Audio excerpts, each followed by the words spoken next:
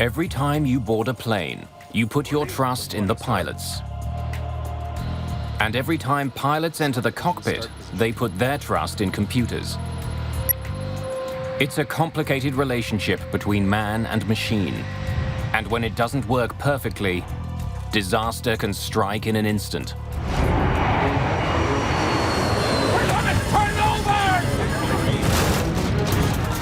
We didn't know we're going to live or die. Autopilot! Life and death decisions have to be made in a moment. Confusion can kill passengers and crew. Flying in today's world is a very complex task. The pilot's always the last line of defense. When the worst happens, the question is, who's flying the plane?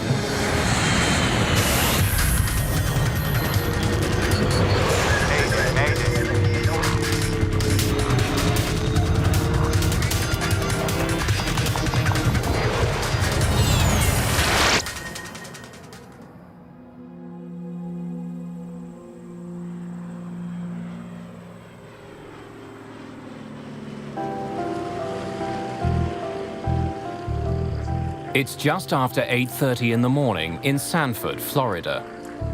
These student pilots walk out to ground school. Their topic today, a Cirrus SR-20. This is one of the newer models. We can tell just from looking at it because of the lights on the wingtips, called recognition lights or recog. Every year, dozens of students enroll at the Delta Connection Academy, hoping to eventually become pilots with major airlines. Their lives, and one day the lives of the passengers they fly, depend on their deep understanding of their airplane. From this side, right here, you can see the propeller governor. The majority of our students come to us with zero or very little flight time. We want to run someone through our entire program and end up placing them with one of the regional carriers. The wingtips here are called Horner wingtips. They help to reduce the induced drag. These flight students are getting started on smaller aircraft. In the years to come, they will move into large commercial jets boasting the latest in technology. When you go back to the Wright brothers, they had no automation and everything was by muscle power other than a small internal combustion engine. Everything that they did when they moved the wings, the elevators, and the rudders, they did manually. But in the last 100 years, technology has revolutionized flying. Pilots share the cockpit with automated computer systems that control virtually every aspect of flight. It can do everything now up to and including land the airplane. Everything is set so that the autopilots and automation systems are tools for the pilot to use, but they're not a replacement. It's a critical lesson for student pilots to learn. Safe flight is a balance between automation and training. If a pilot makes a mistake, or if an instrument malfunctions, these flying computers can turn into lethal machines that can't be controlled. Lima, Peru, October the 2nd, 1996. Aero Peru Flight 603 prepares for takeoff for Santiago, Chile. The plane is a 4-year-old Boeing 757, a highly sophisticated jet known for its reliability and safety. The 757 is flown by two of the national airline's best pilots, Captain Eric Shriver and First Officer David Fernandez. There are 61 passengers and 9 crew members on board. The jet is among a new generation of computer-controlled aircraft in which pilots are trained to rely on a central data system that is designed to reduce errors, both mechanical and human. Gear up. Tonight, though, within minutes of takeoff, the flight begins to go horribly wrong. The altimeters are stuck. The altimeter indicates how high the aircraft is flying over the ground. It reads 0, but the plane is clearly airborne. This is really new. Keep V2 plus 10. The 757 is equipped with 3 altimeters. One for the pilot, one for the co-pilot, and one for backup. All 3 seem to be dead. As the 2 men try to solve the first problem, they lose another crucial instrument, the airspeed indicator. The speed. Eh? The speed. What's going on? We're not climbing. No, I am climbing, but the speed. Hold it. Maintain speed. Bewildered by the host of confusing warnings, Captain Shriver decides to land. Lima Tower, Aero Peru 603. We are in an emergency. Aero Peru 603, Lima. We are declaring an emergency. We have no basic instruments, no altimeter, no airspeed indicator. Declaring emergency. To add to their problems, Shriver and Fernandez are flying at night over water with no visual reference points. Not being able to trust their instruments, the pilots are flying blind. The airplane was controllable, but you first have to diagnose what's wrong. And it's very easy from 20/20 hindsight, sitting here in a chair on a nice sunny day, to say, this is what he should have done. But in the cold, dark night with bells and whistles going off, it's very difficult to analyze conflicting information that you're getting. Unable to trust their instruments, the pilots have to depend on information from the ground. Can you give us the airspeed, please, if you have us on the radar? Yes, affirmative. As of 10 seconds, It seems that you're climbing at level 6,000 at 22 miles south on heading 195. Okay, we have that. We are on heading 190, and we have 7,000 feet on the altimeter. Yes, correct. You are now reaching 7,000. Even as they try to return to the airport, the havoc in the cockpit gets worse. Systems warn that they're overspeed. Overspeed. They're flying too fast. extend the speed brakes. Now the stall warning sounds.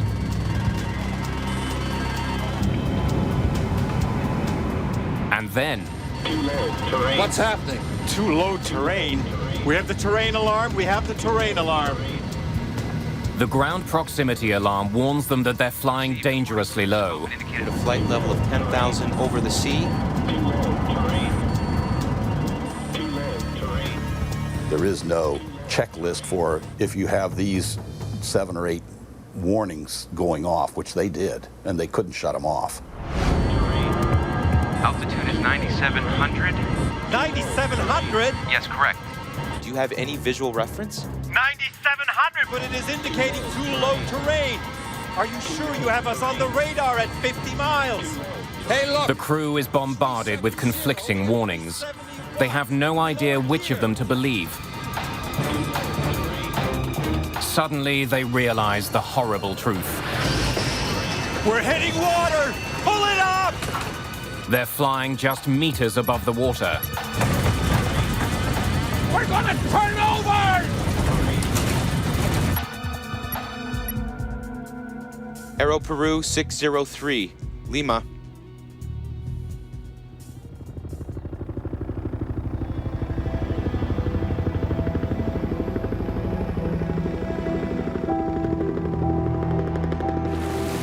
There are no survivors from Flight 603. All because something caused the onboard computers to go haywire. Searching through the Pacific waters, investigators managed to find the data recorders. It was clear to us that they were really experiencing a problem with airspeed and altitude. On the 757, devices called pitot-static tubes measure the airspeed and altitude.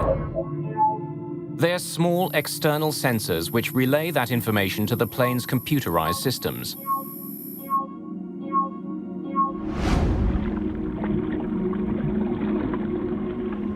Deep underwater, tape is discovered covering the plane's sensors. How the tape got there leads investigators back to the maintenance crew at Lima Airport. Just before Aero Peru 603 lifted off from Lima, maintenance workers had cleaned the jet.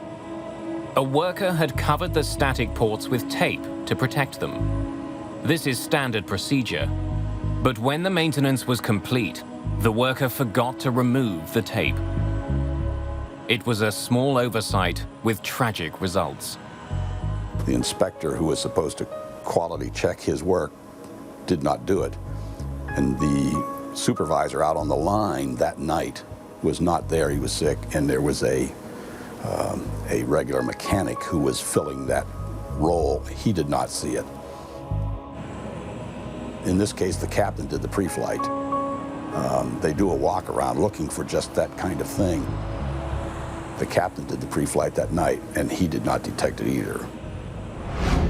Yes, correct. You're now reaching 7,000. The blocked tubes also explain why the air traffic controllers told the crew they were flying at 7,000 feet. The information on the plane's height isn't calculated by radar on the ground, but by the plane's onboard systems. From 7,000 feet, the plane began to slowly descend, but the onboard systems couldn't detect it. Your distance is... And the air traffic controller had no way to know the altitude indicated on his system was wrong. Course north 360.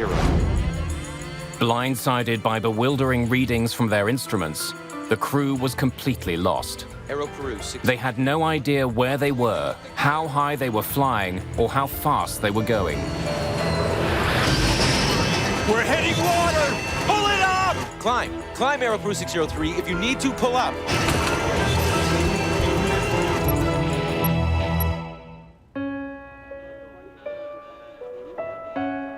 Aero Peru was a deadly lesson about how dependent pilots have become on their automated flight systems, and how helpless they can be when the systems are crippled. Student pilots need to understand the complex technology at the heart of their airplanes. When something goes wrong, they need to know who's in control. Because even an experienced pilot can rely too heavily on his systems. And when he does, disaster can be just seconds away. All right, gentlemen, what we're going to do today is practice rejected takeoffs in preparation for the V1 cuts. It'll be engine fire, engine failure, or loss of directional control. At the Delta Connection Flight School in Sanford, Florida, students are facing the worst in the safety of a simulator. No pilot can graduate unless they can deal with problems they may never have to face in the real world. The course that I teach, they work as a crew, they'll get 26 hours in the simulator, 13 hours in each seat. Simulation can now introduce problems that are hard to introduce in the air. Doing it with simulation allows it to be repeated, and then if you are ever faced with the emergency, it becomes almost a matter of routine. All right, connection 500, you're clear for takeoff. Clear for takeoff, runway 4, connection 500.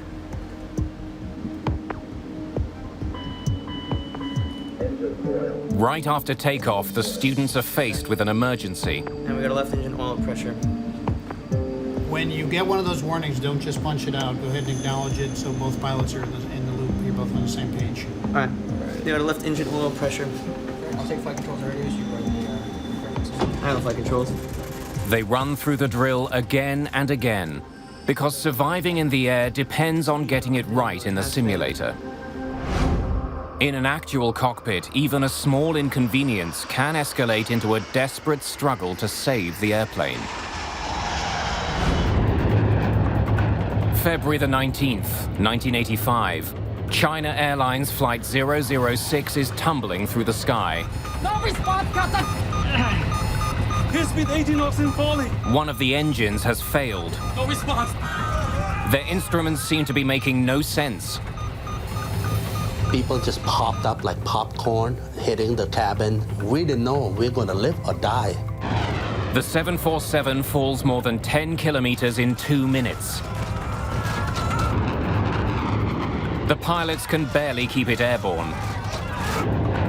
You know, this airplane is totally out of control. It is going to crash. The jet nosedives towards the Pacific Ocean. Then, just moments away from impact, the crew regains control of the plane. Oakland Center, Dynasty 006. We're declaring an emergency. Dynasty 006, Oakland Center, you are now cleared. You are free to descend at pilot's discretion. After surviving a tremendous fall, Captain Min Yin Ho makes a smooth, textbook landing.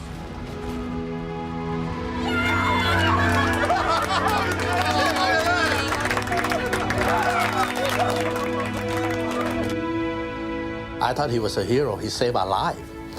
And we thought he was a hero and everything was fine. 24 passengers have suffered minor injuries. One crew member is hospitalized and soon released. But the 747 looks like it's been through a war zone. Parts of the entire tailplane at the end were ripped off, as though a tornado had come through or a crane had been in and ripped pieces out of it.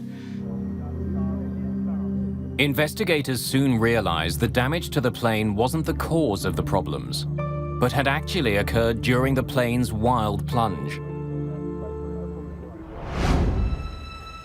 They pore through maintenance records and flight logs to try to determine the cause of the near-fatal incident. Inside the plane, investigators find a worn valve. It led directly to the failure of the jet's fourth engine. But this shouldn't have caused the plane to fall through the sky. Engine 4 flamed out. The loss of thrust on a 4-engine airplane is a minor event. It's an event, you have to take care of it, but the airplane will fly on 3 engines with no difficulty. I do not think I was fatigued. The captain tells investigators that while the crew was dealing with the faulty engine, he left the autopilot in control of the plane. But on this 747, the autopilot does not control the rudder. Autopilots are set to maintain stable flight. If something goes wrong, the system tries to respond. With more engine power on the left wing, the China Airlines jet began turning right. The autopilot reacted by using the plane's ailerons to try to keep the 747 flying straight. But the ailerons weren't up to the job. The jet kept turning. In order to keep it from turning to the right, the proper thing to do would have been to step on the rudder. Now, it's possible that he'd forgotten that the autopilot didn't use the rudder. He may have been assuming all along that the autopilot was just flying the airplane the way a human being would have, which it wasn't. Focused on his malfunctioning engine, Captain Ho left the autopilot in control. But without the help of the rudder, the ailerons were losing their battle to keep the plane level. The gentle turn got steeper. The airplane started to lose speed, and in the end, it was really that little error of airmanship, the failure to step on that left rudder pedal, that triggered everything else. We're banking right, Captain. Airspeed 230. Facing mounting problems, the captain finally takes complete control of his aircraft. We're banking right, Captain. I'm disengaging autopilot.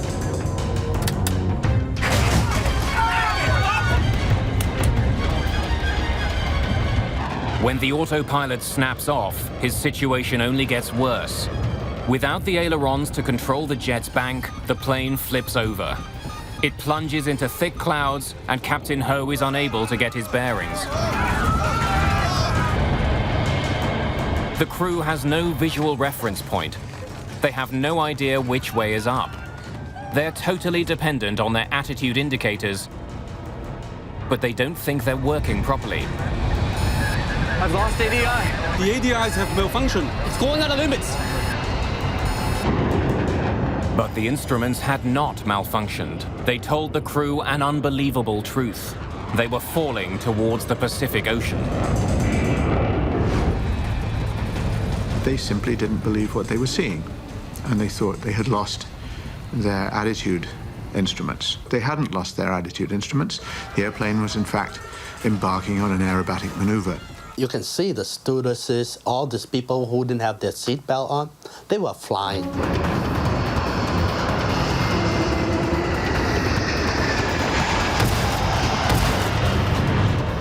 It's only when the plane finally breaks free of the clouds that Captain Ho is able to regain control of his plane.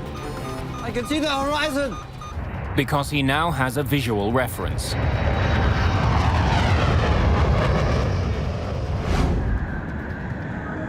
By the time Captain Ho takes full control, it was almost too late. The near-fatal dive highlights the need for pilots to avoid relying too much on their computers.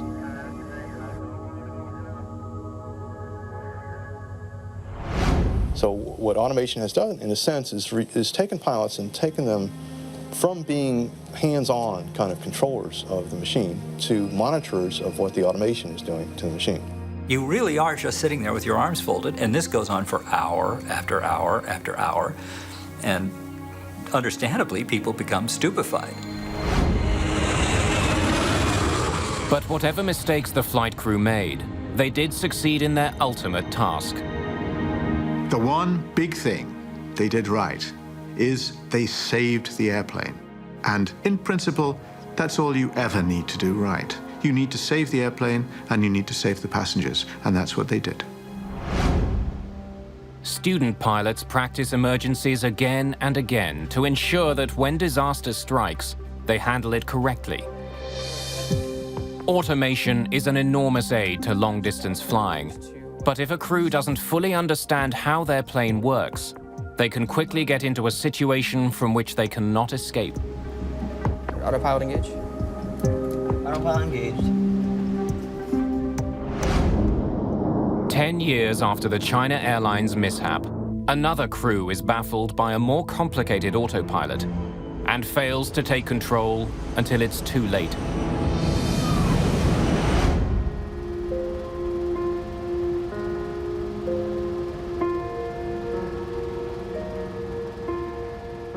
March 1994, Siberia. Search parties comb through the wreckage of Russian International Airlines Flight 593. All 75 people on board are dead. The plane was one of the newest in the fleet, a European-built Airbus A310. Listening to the cockpit voices, investigators are shocked by what they hear. Children's voices in the cockpit. They are stunned when they realize these children had operated the flight controls. The children were the son and daughter of the pilot in command, Captain Yaroslav Kudrinsky. Investigators begin to piece together an almost unbelievable story. On the evening of March the 22nd, 1994, Flight 593 begins its scheduled 10-hour journey to Hong Kong. I think it's going to be nice trip. Several hours into the jet's flight, the aircraft is cruising on autopilot. On board are two children taking their first international flight, Yana and Elda Kudrinsky. A family friend and fellow pilot brings the children in to see their father. This is First Officer Igor Vladimirovich Piskarev. It's the beginning of a deadly chain of events. What do you think of our new airplane? It's very nice. It's amazing. Flight 593 is now over 2,000 miles east of Moscow, near the middle of Siberia. Secure in the knowledge that the autopilot is flying the plane, Captain Kudrinsky allows his children to sit in the pilot's seat and hold the controls. Unlike the China Airlines 747, the more sophisticated autopilot on this jet can control every part of the plane, including the rudder. Elda's small pressure on the controls actually turns off part of the autopilot. Eldar is now manually controlling the jet's ailerons. Imperceptibly at first, the plane begins to bank. Set the horizon. No one in the cockpit responds to the gradual change in direction. And the very design of the plane hides the fact that the jet is on the brink of disaster. Yes, it is.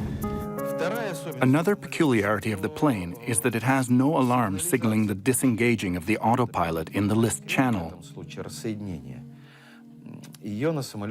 While our Russian planes have an alarm sounding in such an event.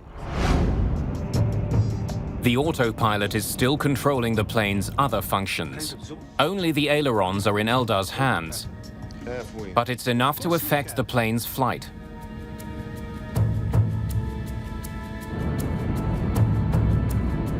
Moments later, the Airbus is banking at 45 degrees.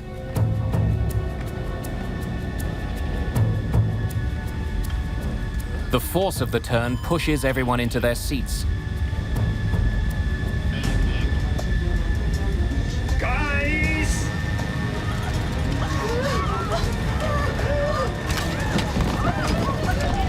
The increased G-force makes it difficult to reach the controls. Hold it. Hold the control column. Eldar is the only one with both hands on the controls.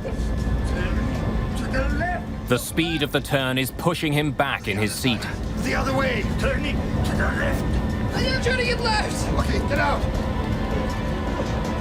But Eldar can't leave. His body feels twice its normal weight.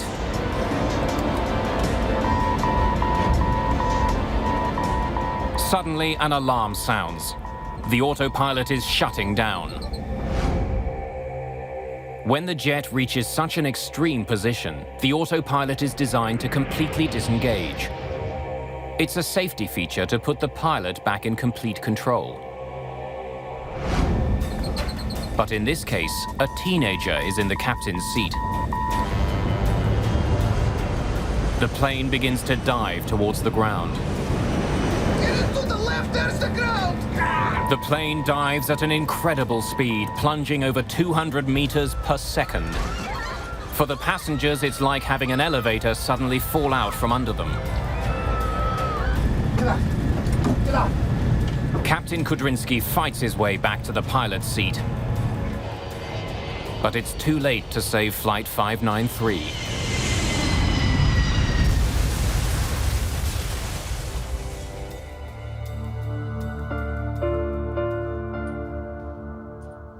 As in the China Airlines incident almost a decade before, the Russian crew was confused by their automation. But in this case, they couldn't regain control until it was too late. The accident began not with a mechanical problem, but with a simple decision made by a very experienced pilot. I've never heard of anything like that before or since. It was very unprofessional on the part of the captain. The first officer also bears some responsibility for not raising major objections immediately. To allow someone unqualified to sit in the seat of a commercial airliner is unthinkable. The crew's mistake was compounded because they didn't fully understand their computerized systems. We've gone into a zone, a holding pattern. 10 years later, another experienced pilot gets confused by his instruments. What? And this time, the situation is complicated by a common sensation pilots are trained to ignore.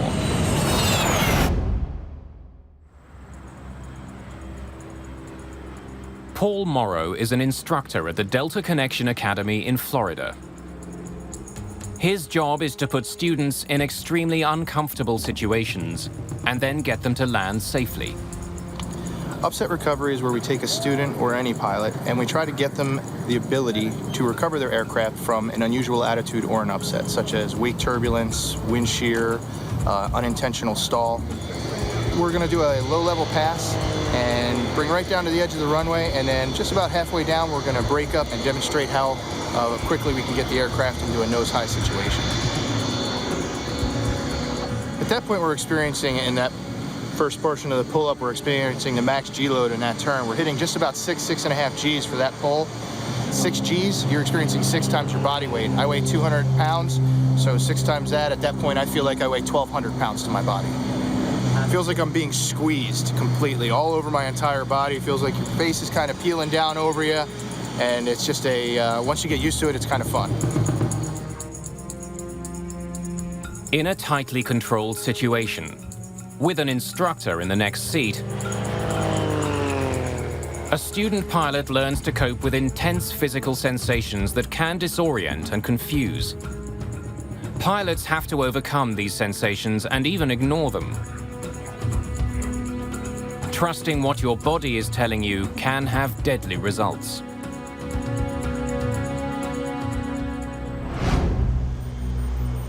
January the 3rd, 2004. A Flash Airlines charter flight is preparing to depart from the popular tourist resort of Sharm el-Sheikh, Egypt. 148 people are on board. Good morning, ladies and gentlemen. On behalf of Captain Kader and his entire crew, we welcome you on board Flash Airlines Boeing 737-300.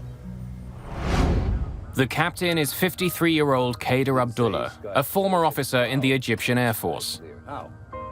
He has over 7,000 hours flying experience. Clouds and sky clear. QNH 1013. In the darkness before dawn, Captain Kader and his crew execute a smooth takeoff. Flying manually, they haven't yet engaged the plane's autopilot. But while still climbing, the flight plan is already beginning to fall apart. Turning right, sir. What? Aircraft is turning right. Turning right? How turning right?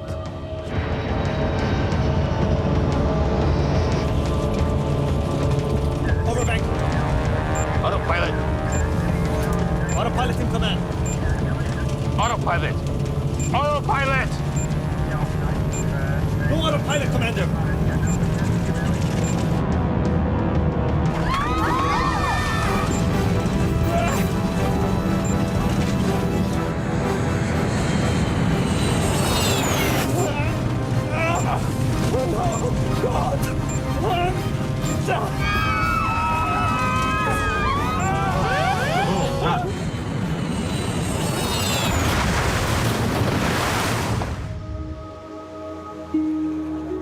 In the morning light, investigators find no one has survived the horrific accident. The plane had just taken off, and it looked very strange why this accident happened so quickly after takeoff. French and American investigators join Egyptian authorities in the search. It takes 2 weeks just to find and recover the cockpit voice and flight data recorders. Investigators explore dozens of possibilities, including the idea the crash was caused by vertigo. Vertigo is a physiological condition, and it's based on the inner ear. Over a dark ocean, without a defined visual horizon, no ground lights, the pilot may not be able to perceive visually whether he was flying up, down, left, or right. And if the fluid in his inner ear was moving or he tilted his head, that may induce a sensation, a physiological sensation, that may cause the pilot to believe the airplane is flying straight and level when it's actually turning. Roger, when ready, inshallah.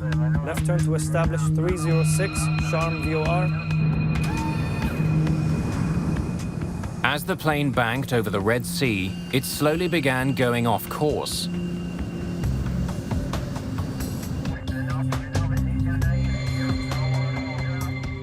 But the pilot says nothing. It seems that he's unaware of the changes to his flight path. It is actually a very high workload situation, and when there are no visual cues outside because it's a moonless night and you're over featureless territory with no lights in it, you really, as a professional pilot, should be totally aware of the fact that this is a situation in which you could get disorientated. Precisely what the captain perceived is unknown. What is known is that his control wheel slowly inched towards the right. Turning right, sir. What? Aircraft is turning right. How turning right? In this particular instance, not only are you trying to fly the airplane and understand situationally what's happening, but you're going through the mental gymnastics because your expectations are one way. Meanwhile, you have a first officer who's telling him something that's totally different. Even with all the conflicting information he was getting, investigators discover that Captain Kader almost recovered control of his plane.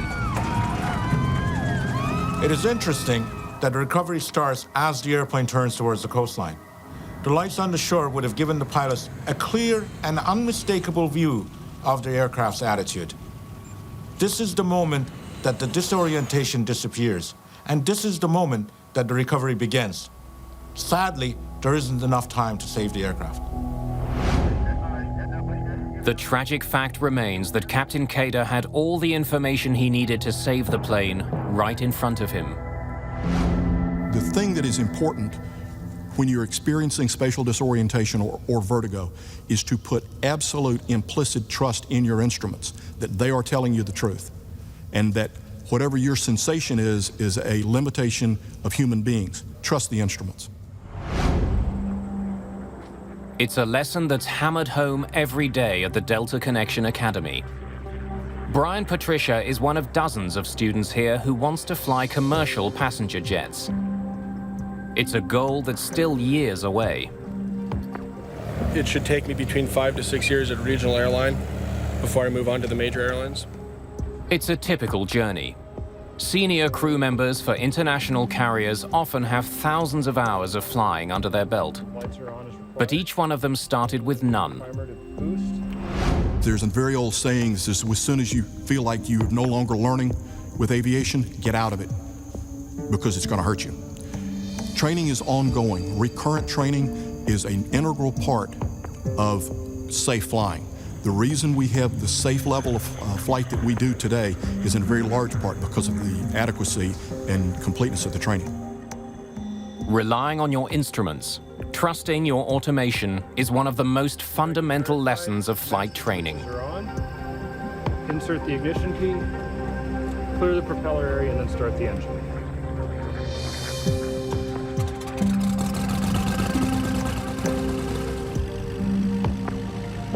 Every safe flight, from small planes to jumbo jets, depends on pilot and plane working together.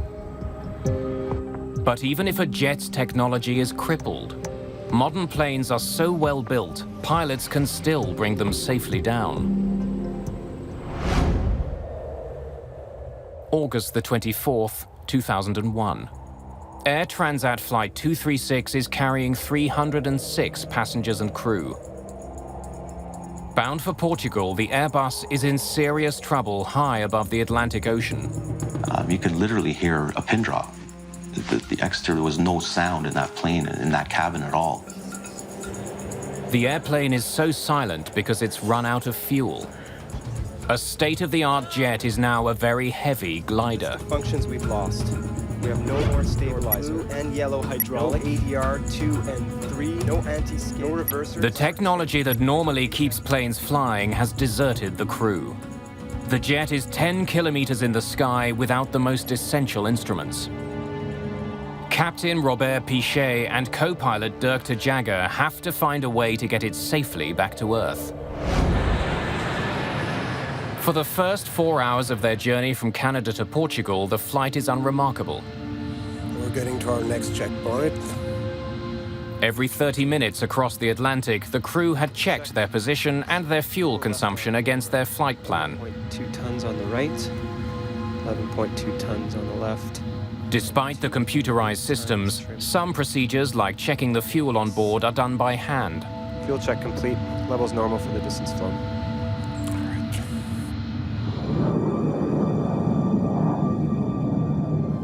But then, a small alarm breaks the air of routine in the cockpit. Look, we're getting a warning signal. Oil temp low and oil pressure high on number 2. The computer display shows that the oil temperature is low in engine number 2, but it also shows that the oil pressure is high. Look in the QRH for more information. A low oil temperature indication is normally indicative of bad readings, some bad sensor. Oil temperatures don't decrease normally, they increase. A low oil temperature would be of no concern. The high oil pressure is a very strange indication. It's very rare. In fact, I've never actually heard of one. The oil readings are so unusual, the pilots believe they might indicate a computer error. But captain and first officer keep monitoring the oil levels. 30 minutes after the first alarm goes off, another warning sounds inside the Airbus. Fuel imbalance warning. Haven't seen that before. Follow all you can action. I have air traffic control.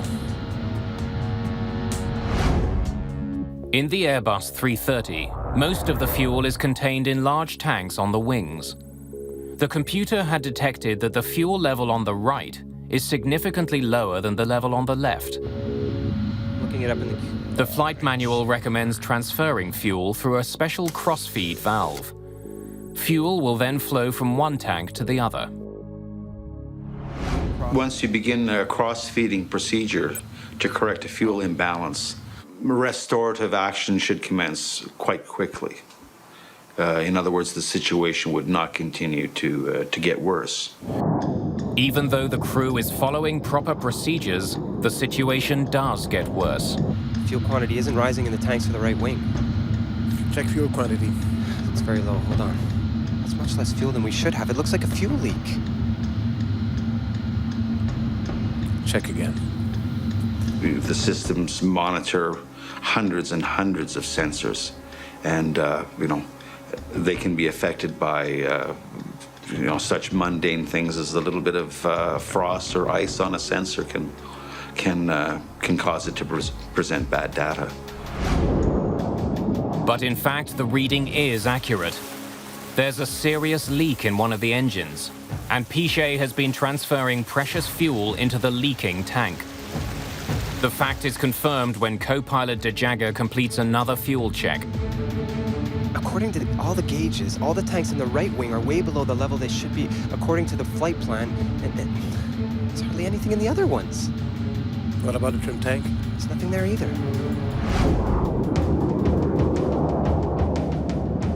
With every passing second, the leak drains the tanks of their remaining fuel, until finally, the jet is running on empty. We're losing engine number 2. I don't believe this. Okay, maximum thrust on number 1. What's going on? Yes. Try to transfer fuel from center tank and the trim tank. Transferring. Fuel quantity is reaching 0. This can't be. We're not gonna go completely dry on this airplane. But in fact, the Air Transat has run out of fuel, some 12,000 meters over the Atlantic Ocean. No fuel means no power to control the plane. But the jet has one last trick up its sleeve, one last source of power. The crew deploys a rarely used backup system. It's called a ram air turbine. It will deploy from underneath the fuselage near the wing fairing, and it's a small propeller that deploys out the bottom of the fuselage, and it spins in the wind. And that small propeller will provide very limited electrical and hydraulic systems to run the aircraft. In other words, although it's a glider, at least it's a controllable glider. When it took off, this Air Transat jet was a state-of-the-art marvel. Now it's falling from the sky, and the crew has to hope this last piece of technology will help them get down in one piece. A passenger plane has run out of fuel. The Air Transat jet is now an enormous glider with more than 300 people on board. The crew have diverted their flight from its destination in Portugal. The plane is now heading for a military airbase on the tiny island of Terceira in the Azores. I saw flight attendants with life jackets in their hand running down the aisles. And obviously that was a sign of fear. What was happening was the first question that popped in my mind. If Captain Robert Pichet can't make it to the airport, his only other option is the ocean. But Pichet doesn't want to risk it. Planes aren't designed to survive landing on water. In 1996, a Boeing 767 ran out of fuel off the coast of East Africa. Its last moments were caught on amateur video.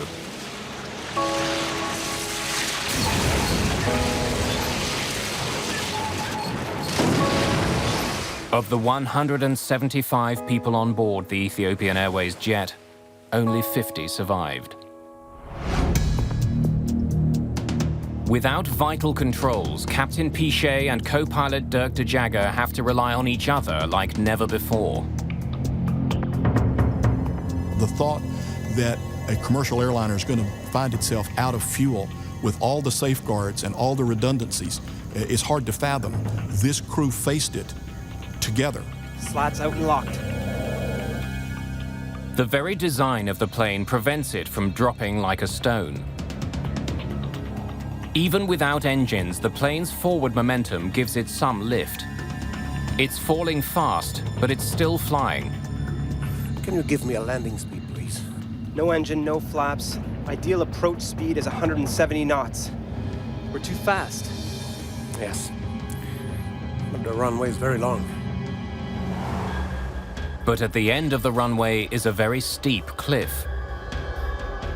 Using the power available from the ram air turbine, Captain Pichet forces the plane to turn steeply, trying to burn off some speed.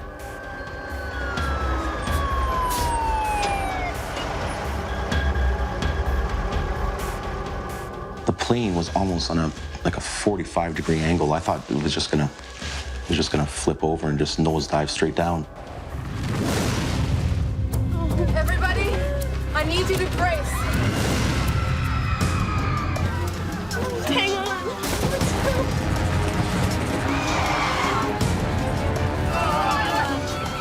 The tires have blown.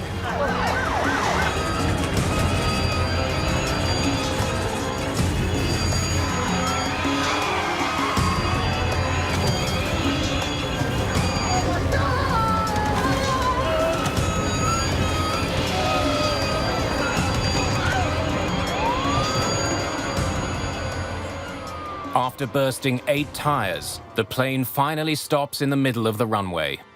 Everyone on board survives. We got that plane down safely, only blew out 8 of the 12 tires, and saved 300 people. He saved 300 people's lives. Pichet and de Jager have flown their Airbus without power further than any passenger jet in history. News of their remarkable achievements spreads around the world. You don't have time really to think about anything else than taking care of the safety of your passenger, you know. That's your main goal, and since we didn't have any engine, the other main goal was to make the landing safely. So at that time, I guess the experience came in. Investigators discover that the leak on board the jet had been set in motion when the right engine had been replaced 5 days before the crash. We have to realize that there was a small mistake made in terms of changing the pump. We installed it, but then some pipes, so to speak, were needed to be connected to the pump, and there was a mismatch. The small mistake had crippled this highly engineered machine. But its very design left the pilots enough control to steer the plane away from disaster.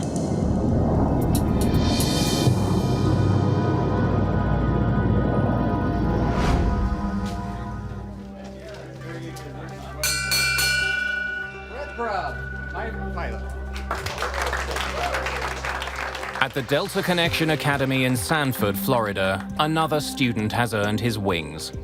After 14 months of training, he's one step closer to becoming a commercial pilot. We don't take everybody here at the Academy. We want people that are motivated, that want to come, that have a passion for flying. It's a career that you've got to want deep inside to accomplish. Otherwise, you'll never make it through. Accidents have reinforced the need for pilots to understand the complicated relationship between crew and computers. The lives of countless people depend on it. Pilots take the responsibility for their passengers very, very, very seriously. We're responsible from the time that that passenger enters the airplane until they leave at the destination. The pilot's always the last line of defense. Automated systems make flying more predictable and dependable. But it's the marriage of computers and crew that ultimately makes flying one of the safest ways to travel.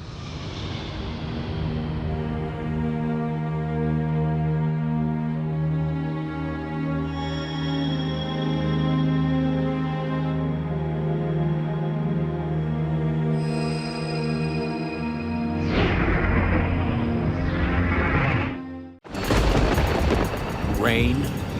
We're gonna get our airplane washed. Hail. I don't know how we get through here, Bill. We're down. We're sliding. Wind. Oh, no. On the brakes. In a heartbeat. He's gonna crash. Bad weather can turn an ordinary flight into a fight for survival. The pilots did their very best to recover from this situation, and it didn't work out. The right information, the right equipment can be the difference between life and death. All 4 engines have failed. In a constant battle between the planes we fly and the weather that batters them. Brace for impact!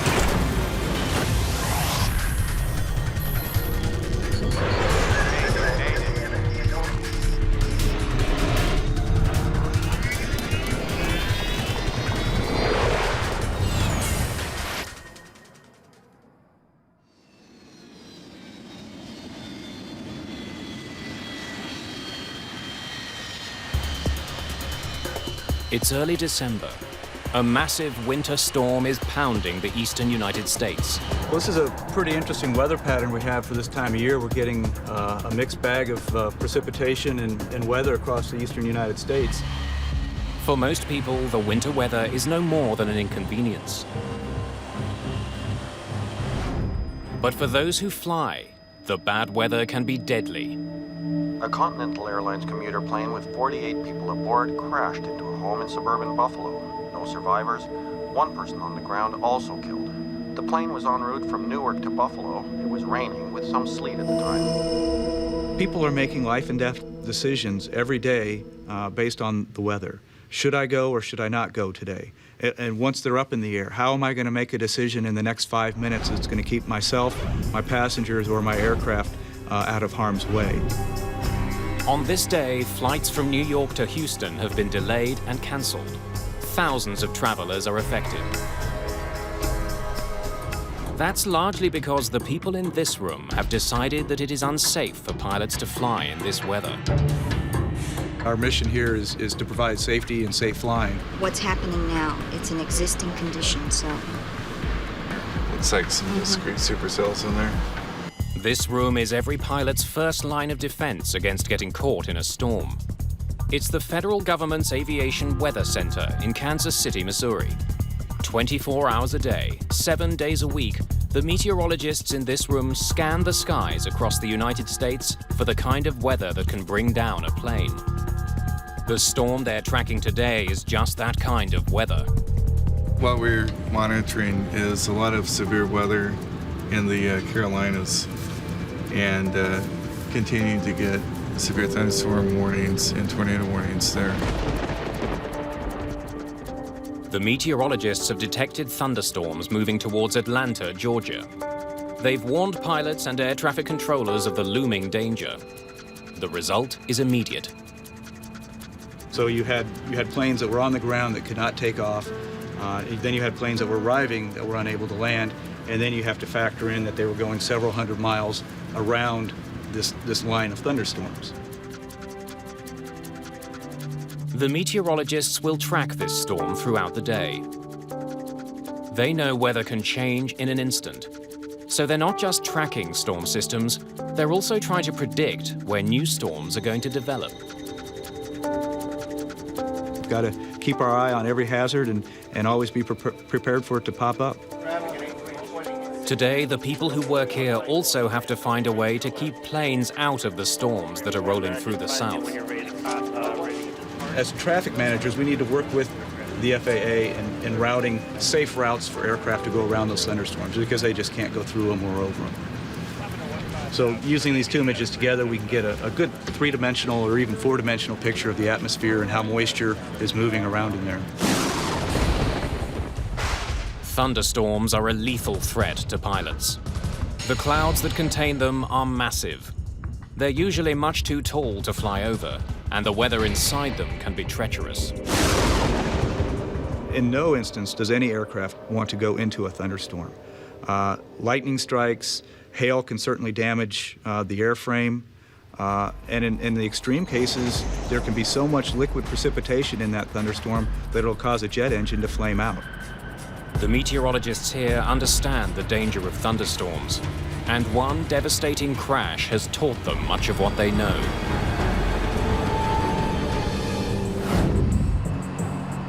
It's April the 4th, 1977. Good afternoon, sir. Good afternoon. May I see your boarding pass, please? Southern Airways Flight 242 is bound for Atlanta, Georgia. Just down the aisle on the right, sir. Enjoy your flight. Thank you. Boarding pass? Here in the United States, the weather in the southeast usually consists of high humidity and high temperature. That's a perfect recipe for thunderstorms.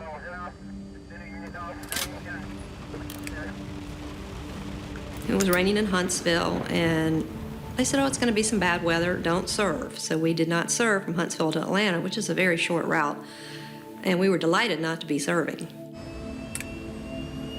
Aircraft dispatchers provide flight crews with pre-flight weather information. Looks like you guys got a good one coming. Sure thing. Have a good one. That weather was 2 hours old. It was no longer updated. I was a little surprised that we took off when we did. I really thought we'd taxi out to the end of the runway and hold for a while because the weather looked so bad. But we taxied out and immediately took off. Before the pilots get very far, they receive an ominous weather warning from air traffic control. Southern Airways 242, I'm painting a line of weather which appears to be moderate to possibly heavy precipitation. Starting about 5 miles ahead. Okay, we're in the rain right now. It doesn't look much heavier than what we're in right now, does it? Back in 1977, pilots were more reliant on their own skills, abilities, and knowledge than they were on air traffic control. In this particular instance, they had onboard weather radar.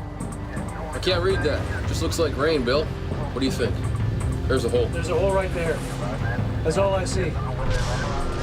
Pilots use their radar to avoid bad weather. They stay away from regions that are illuminated on the display screen. Coming over, we had pretty good radar. I believe right straight ahead. There. The next few miles is probably the best way we can go. So between that information and looking out the window, they were able to make what they believed were the right decisions about traversing the weather. As the pilots of Southern Airways Flight 242 attempt to carve a path through the thunderstorms, they encounter a wall of storm cells. It looks heavy. Nothing's going through that. The storm closes in on the aircraft. That's a hole, isn't it? It's not showing a hole, is it? The gap between the thunderheads the pilots thought they had seen on their radar no longer seems to exist. Pilots don't like thunderstorms in any way, shape, or form, only because it poses a threat to the safe operation of the airplane. Because of the high velocity winds, the potential for hail, wind shear, that all has a dramatic effect on the capabilities of not only the pilot, but of course the aircraft as well.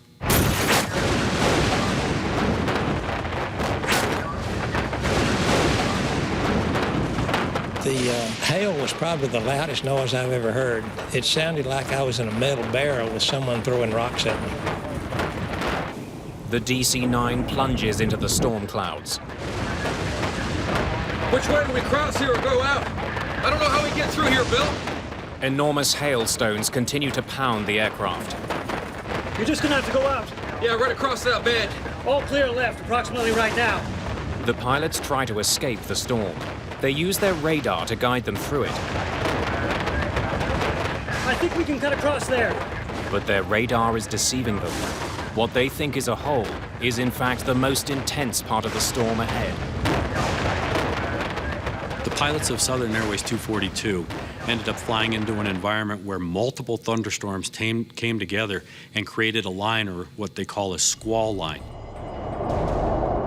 That's an area of fast-moving thunderstorms. The weather system is moving very quickly, and that created not only tornadoes, but high-velocity winds and hail. Okay, 242, we just got our windshield busted. We'll try to get it back up to 15. We're at 14.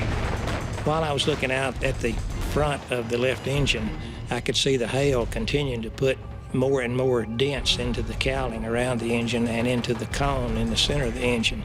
And the engine was starting to make sounds like it was quitting. The torrent of hail and water overwhelms the engines of the DC-9. It clogs the critical airflow passages and causes the engines to break apart. Left engine won't spool. Our left engine just cut out. You say you lost an engine and busted a windshield? Yes, sir. My God. The other engine's going too. Got the other engine going too. Southern 242, say again. Stand by.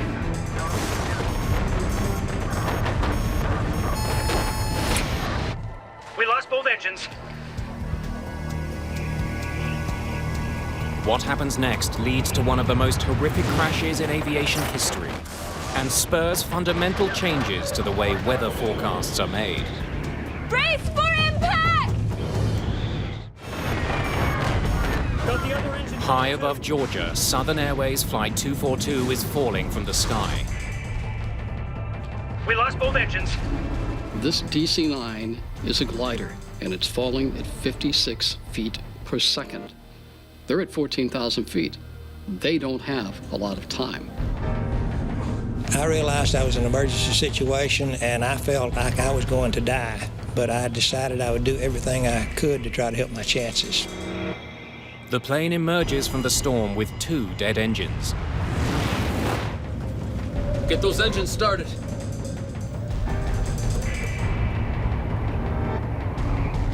Billy, you have to find me a highway. Let's get the next clear open field. No, Bill. Lyman Keel is a young man who has just come back from the proving ground of Southeast Asia, where he was a naval aviator. He learned the niceties of landing on a rolling, pitching aircraft carrier in the South China Sea in the middle of the night. What he was confronted with right now was even a greater test, the greatest test he had ever confronted in his life as an airman. Flaps. They're down to 50. Unable to restart the engines, Lyman Keel prepares to land his aircraft on Georgia State Highway 92 without power. I'm gonna land right over that guy. There's a car ahead. I got it. I got it now. I got it.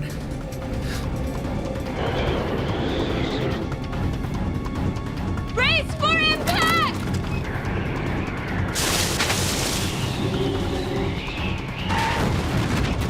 The aircraft touches down on the highway running through the town of New Hope, Georgia. Before the plane completely stopped moving, there was fire blowing through the cabin. The plane clips a utility pole.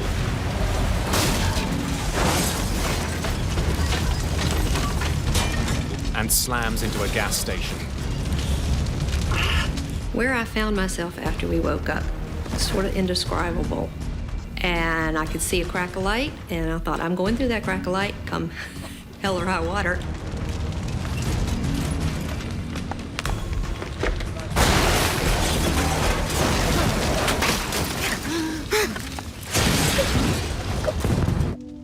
I saw a red reflection like fire in the door. That's when I saw what was happening. I saw smoke and fire.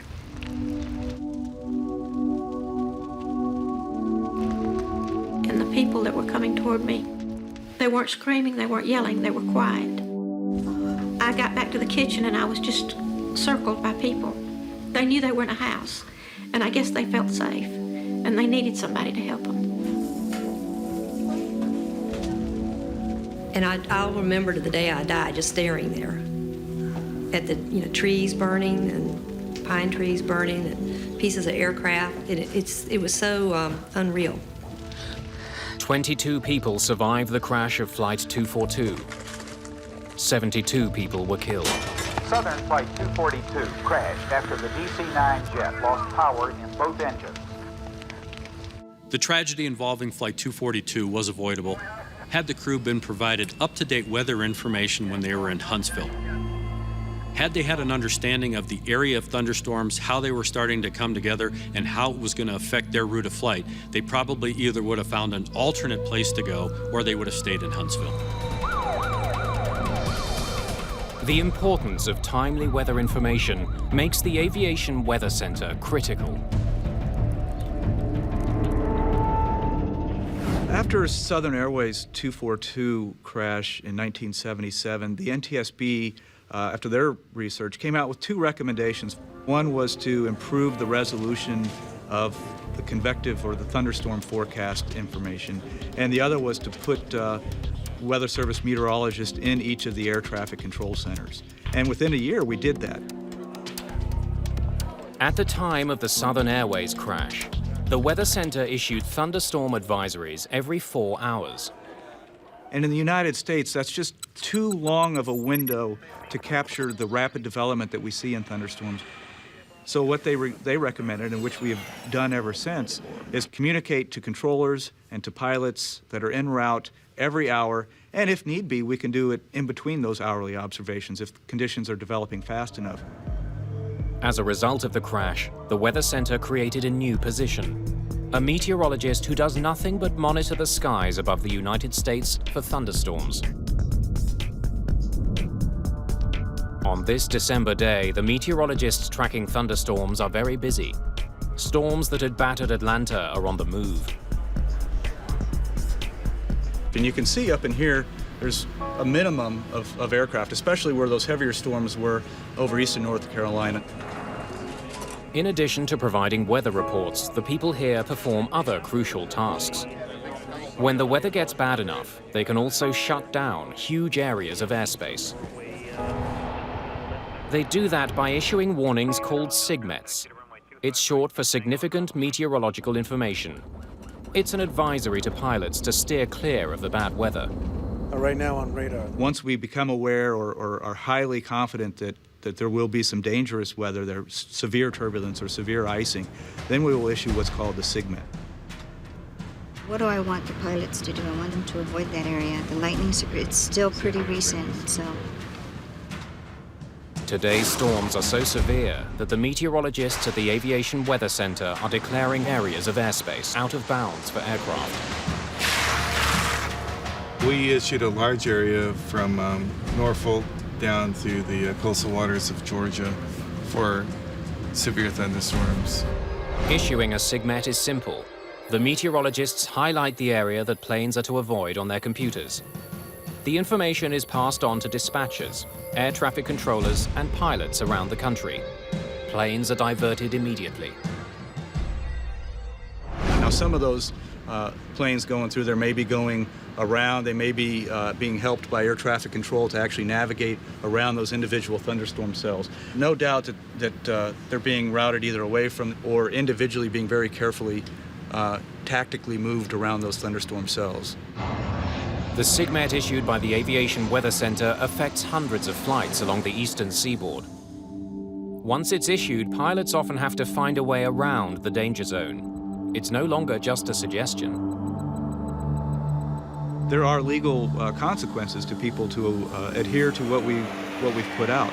They're just legally not allowed to go into that airspace while that SIGMET's in effect. Declaring a SIGMET has enormous implications.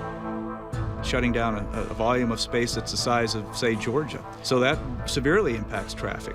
The FAA and the air traffic controllers now need to decide how they're going to, as a system, move these routes and these aircraft, which can be hundreds of them operating in this space, around this particular hazard over the next 4 to 6 or even longer hours. Planes can fly around the area affected by a SIGMET, but that increases travel time and costs the airlines in extra fuel. The alternative is to keep planes on the ground until the SIGMET is lifted. They may increase safety, but SIGMETs are a headache for airlines and air traffic controllers. It averages out about 7,000 planes to 8,000 planes at any moment being managed. And so when you start shutting down large areas of airspace, which we certainly can do on a very active thunderstorm day, it leaves very little operating room for air traffic controllers to put planes through. Technology allows the meteorologists here to keep planes away from dangerous weather. But in aviation, some of the most dangerous weather is all but invisible.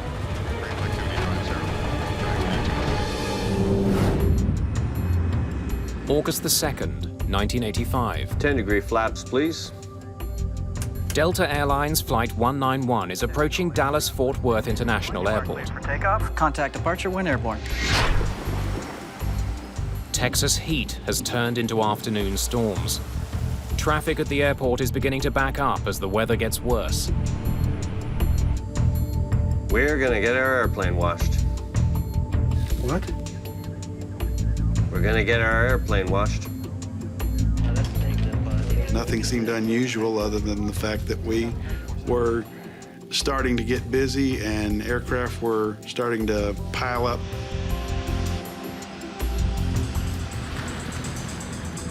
Tower, Delta 191 Heavy, out here in the rain. Feels good. 191 Heavy. We're not getting any bad warnings from the weather or from other pilots, which we rely on as they come through it. As the pilots of Delta 191 prepare for landing, the rain begins to fall harder. It seemed like the closer we got into DFW, the worse the weather got. And it was turning into the rain instead of going around it. At the foot of the runway, one of the most ferocious types of storm clouds stands in their way. Before landing check. Landing gear. Down, 3 green. At the time, the type of storm the Delta crew is approaching barely has a name.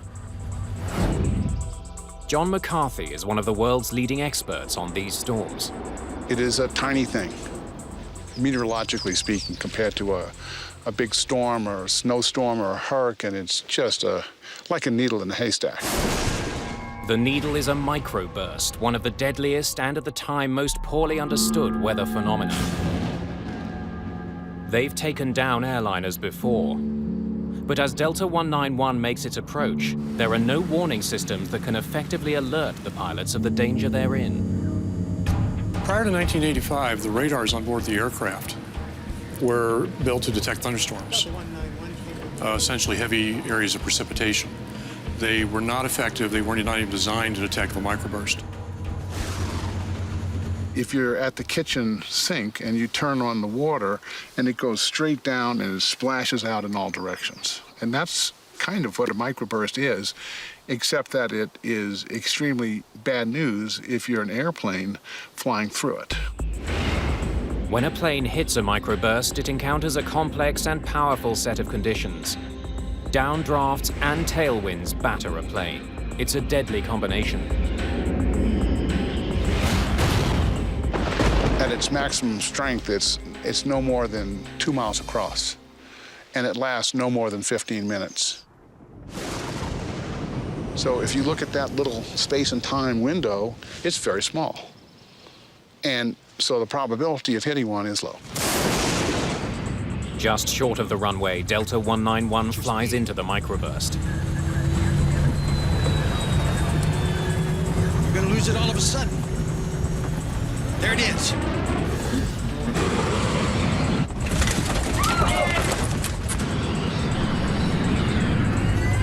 Push it up. Push it way up. Way up. Way up. Way up. I pulled my seatbelt tight as I could, but at the same time, you could hear a pin drop. Nobody was talking. Hang on to the son of...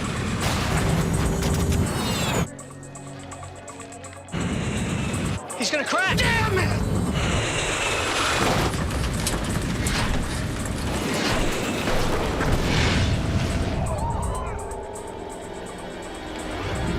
The pilots of Delta Flight 191 did their very best to recover from this situation, and it didn't work out. I must have caught sight of him just at the last millisecond, and he cartwheeled into the tank in just an instant, and then, of course, there was fire, not a ball of fire, but a wall of fire. It seemed like it was only a few seconds, 5 seconds at the most. I don't know how long it was. Everything was stopped. Then all of a sudden you look up and it's just nothing there. Everything's gone. You just see the whole big picture outside, like the plane just opened up.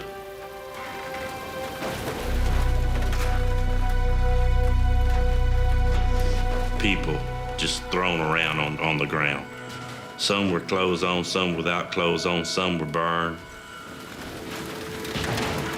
Just 27 people survived the crash of Delta 191. Help! Over here! 137 people are killed. I had seen death before as a medic in Vietnam, but it had never been aimed at civilians, and certainly not on a mass casualty situation, and certainly not this suddenly.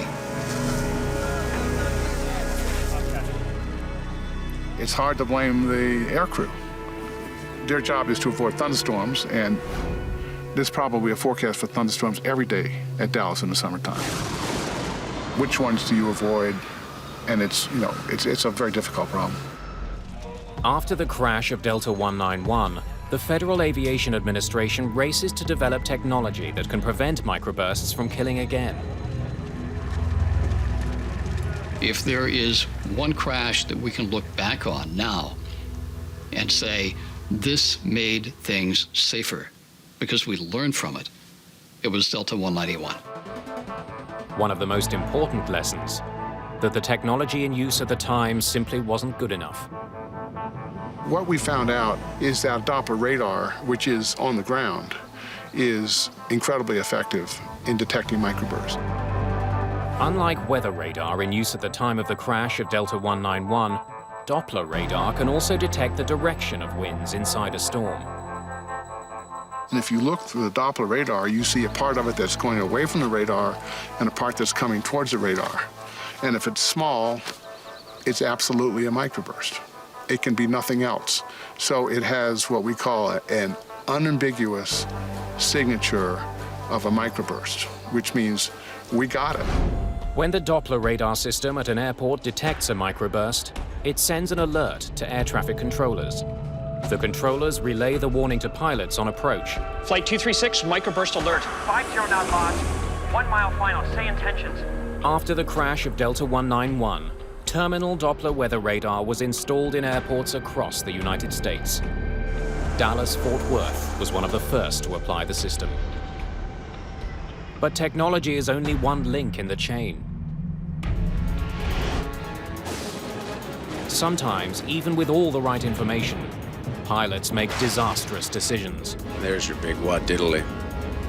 Yeah, we gotta get over there real quick.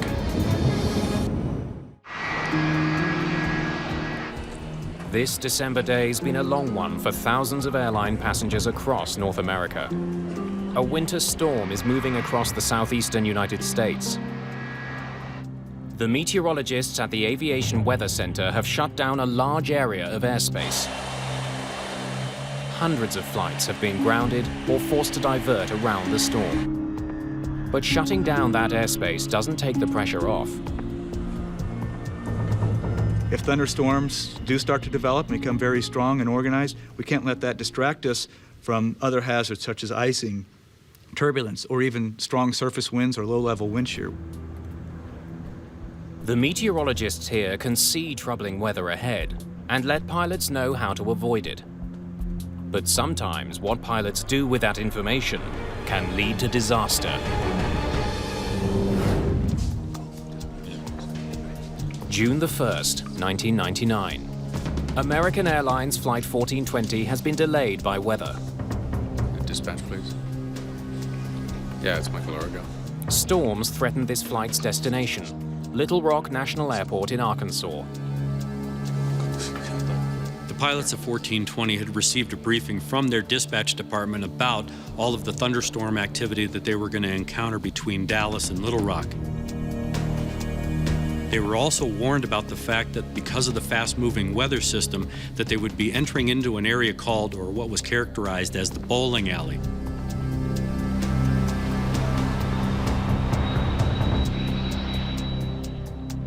Two hours behind schedule, the pilots decide to make the flight.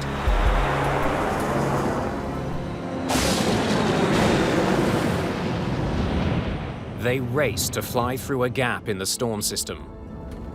Whoa, looks like it's moving this way, though. Yeah. Just some lightning straight ahead. I think we're gonna be okay, though. Right there.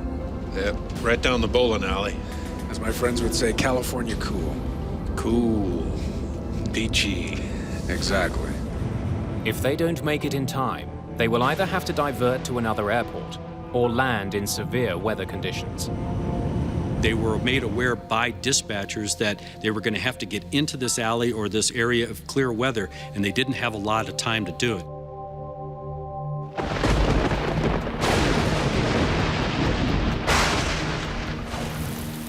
But as they near the airport, the weather gets even worse. American 1420, it appears we have a second part of the storm moving through. The wind now is 340 at 16, gust 34. Okay, did you notice something? Did you see the airport there? Where?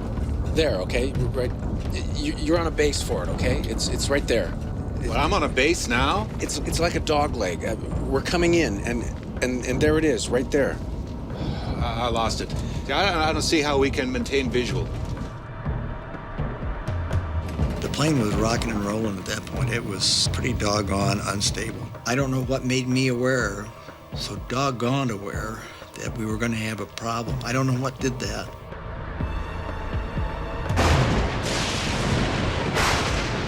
One of the things that we analyzed was a statement by the captain that was recorded on the cockpit voice recorder. See, I hate droning around visual at night and weather without having any clue where we are. It gave us an indication that they didn't have situational awareness. They didn't really understand the gravity of the environment that they were flying into. American 1420. Right now we have heavy rain on the airport. I don't have new weather for you, but visibility is less than a mile. And the runway 48 RVR is 3,000. As the pilots of American Airlines Flight 1420 attempt to land, visibility has been reduced even further. The wind's now 350 at 30, gusts 45. Can we land? 030 at 45, American 1420. 3,000 RVR, we can't land on that. No, 3,000 if what you do look we at... need? No, it's 2,400 RVR. Okay, right. Yeah, we're fine. The stress level of a pilot increases, especially in an environment where there's thunderstorms, only because multiple decisions are having to be made in very short periods of time. 15. Landing gear down. And lights, please. The pilots could divert to another airport, but they decide to attempt the landing. Air traffic controllers have detected a dangerous crosswind on the runway. Wind shear alert. Center field wind 350 at 32. Gusts 45. North boundary wind 310 at 29. Northeast boundary wind 320 at 32. 1,000 feet. 20. 40-40 land. This is a can of worms. Wind is 330 at 28. I'm gonna stay above it a little. There's a runway off to your right. You got it? No. I got the runway in sight. You're right on course. I got it. Stay where I you're got it. I got it. Wind 330 at 23. Damn, we're off course. No, I can't see it. Way off. I can't see anything. Got it? Got it!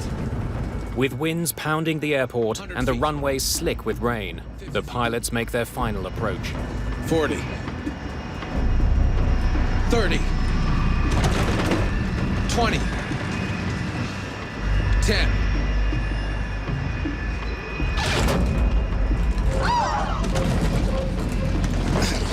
We're down. We're sliding. Oh, no. They lose control of the aircraft as they speed down the runway. On the brakes!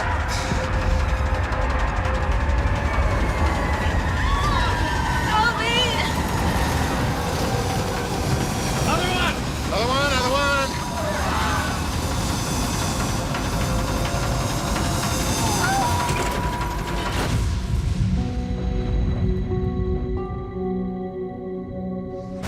The plane runs off the end of the runway and crashes into several steel columns. Well, I knew I was not going to die in that thing. I got out of that plane probably in 10 seconds. It's like being in war. Go, go, go. But not everyone is so lucky.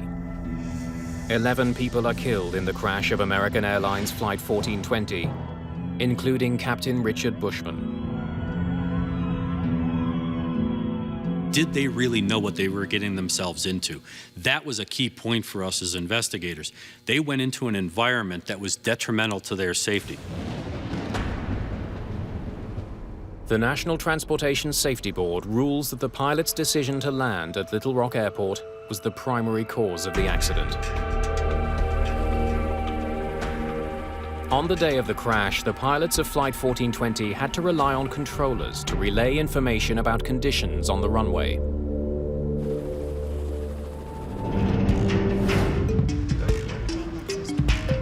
At the Aviation Weather Center, meteorologists are trying to get rid of that middleman. We can provide a picture right in the cockpit, and the pilot can navigate looking at a picture as opposed to trying to translate some words that they've heard read to them over a radio. They can see what the hazard's going to be in relation to aircraft and start making decisions immediately, as opposed to decoding, drawing where that hazard is, thinking about where they are in relation to the hazard, and then trying to make that decision. It will speed up the process. Throughout the day, meteorologists in this room have been tracking a band of fierce thunderstorms in the southern United States. Those storms are beginning to die down. Meteorologists have started to reopen airspace they had previously closed. Air traffic is returning to normal. The most active convective weather was over eastern North Carolina and southward. Now there is a lot of lower topped precipitation that doesn't have thunderstorms, and they're more than likely, if they're going up across western North Carolina and central Virginia, they're able to pretty much fly over that weather. The thunderstorms in the southern United States are dying down. But the meteorologists are now keeping a close eye on a very dangerous new development. A volcano south of the United States. Volcanic ash clouds can be a hazard and do a lot of damage to the aircraft and to engines.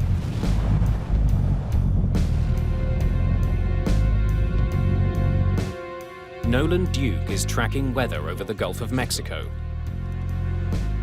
This is Sulphur Hills. This is near Antigua and the Windward Islands, southeast of Puerto Rico, and it blew its stack. Soufriere Hills volcano has been venting ash for the past week. The volcanic ash cloud it's been releasing could prove deadly if pilots were to fly through it. The Aviation Weather Center has issued a SIGMET to keep planes away from the plume. Each one of these frames is an hour. And by sunrise, the volcanic ash cloud is this little milky region right in here. Sometimes it's very difficult to discern between the ash clouds and the meteorological clouds, but a well-trained eye with a lot of experience will see this ash cloud. We have 30,000 people living on platforms, drilling platforms out here at any given time. And they have 650 helicopters that fly every day over the northern Gulf of Mexico, delivering people, materials, and food to keep these drilling operations going. We thought it would end yesterday, and they forecasted it to puff and disappear, but it's still going today. As long as we can see ash plume, we will continue to issue the SIGMET. Unlike ash that you might see in a chimney or after a fire in a forest, this is not soft material at all. This is very fine, ground-up particles of solid rock and minerals. But that fine dust has the power to stop a 300-ton airliner. On June the 24th, 1982, the devastating effects of an ash cloud took the crew of a British Airways jet completely by surprise. Barry and I were just sitting there minding the shop. Pitch dark night, of course. And then we started to get these pinpricks of light on the windscreen. Mount Galunggung on the island of Java has erupted, but no warnings have been issued to pilots. When the 747 flies into the cloud, it collides with the volcanic ash particles inside. The friction creates a bright shimmering glow on the windscreen. Because it's such a dry environment up there, that frictional electrification produces the glow that we refer to as St. Elmo's fire. Same on my side. But the crew had no idea what they were looking at. This light show, if you like, had become more intense. In fact, we ended up sitting there with 2 sheets of brilliant white light in front of us in place of the windscreens. Passengers aboard the flight also see a strange glow around the plane's jet engines. Smoke begins to seep into the cabin around them. Volcanic ash has been sucked into the aircraft's ventilation system. With ash particles clouding the cabin and the aircraft lit up, the volcanic cloud deals its most deadly blow. Engine failure, number 4. Fire action, number 4. The ash has snuffed out one of the jet's 4 massive engines. Closed. Start lever. Off. There were huge flames coming out of the back of the engines, 20, some people said 40 feet long, shooting out of the back of all the engines. Is it going to penetrate from the outside of the aircraft? Is it going to come into the cabin? Are we going to burn to death? Are we going to choke to death on the smoke?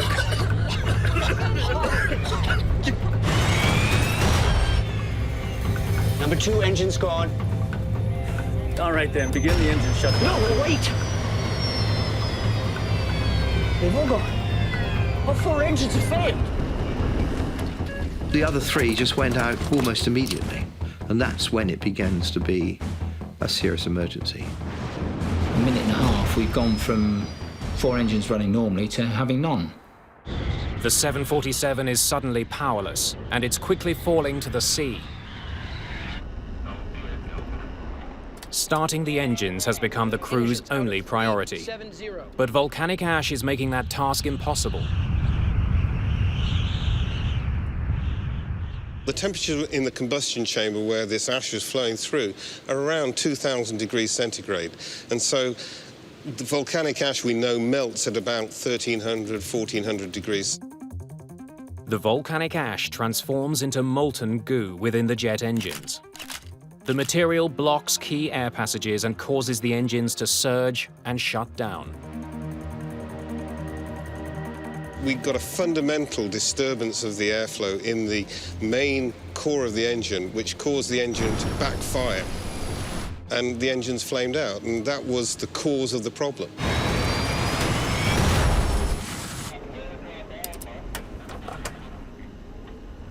Roger, declare emergency. Mayday, Mayday, Mayday, Speedbird 9. We have lost all 4 engines out of 370. Without the engines, the 747 begins to fall from the sky. At an altitude of 35,000 feet, the pilots have less than half an hour before their aircraft will crash into the Indian Ocean. All right, begin restart drill. Set. Battery. Check. On. The standard restart drill takes 3 minutes to complete. Anything? Anything? No. Again. All right then, from the top. Battery. The crew will have fewer than 10 attempts to start the engines. Fire switch. In. British Airways Flight 009's dead engines are having an effect inside the cabin. The engines usually maintain air pressure. Without them, the pressure is dropping. Passengers are having difficulty breathing. Breathe normally, Mum, not deep. Standby power. Open. Crossfeed valve. In. Fire switch. Closed. We hadn't had any success with the drill at all, despite all the efforts we were putting in. But it was the only thing we had left to cling on to, so that's what we did. From the top again. Battery. Check. On. Standby ignition on. Start lever on. All right, are we getting something? It's not starting. I knew it was so difficult to land aeroplanes on the sea, even when you had everything going for you.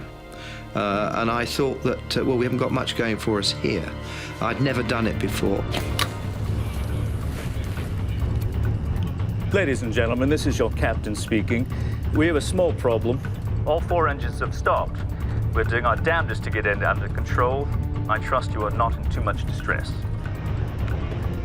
All right, from the top then. Battery, check. On. Standby power. On. Start lever. Well, anything? No. All right then, from the top again. Battery. We had very few chances left of starting the engines before having to turn out to sea again, because we wouldn't have been able to clear the mountains on the south coast of Java. Then, with just 12,000 feet separating British Airways Flight 009 from the ocean, Fuel pressure. engine number 4 roars to life.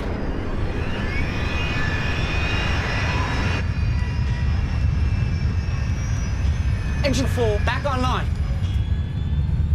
The noise that a Rolls-Royce engine makes when it starts up is low rumbling noise, and it was just, well, it was wonderful to hear it.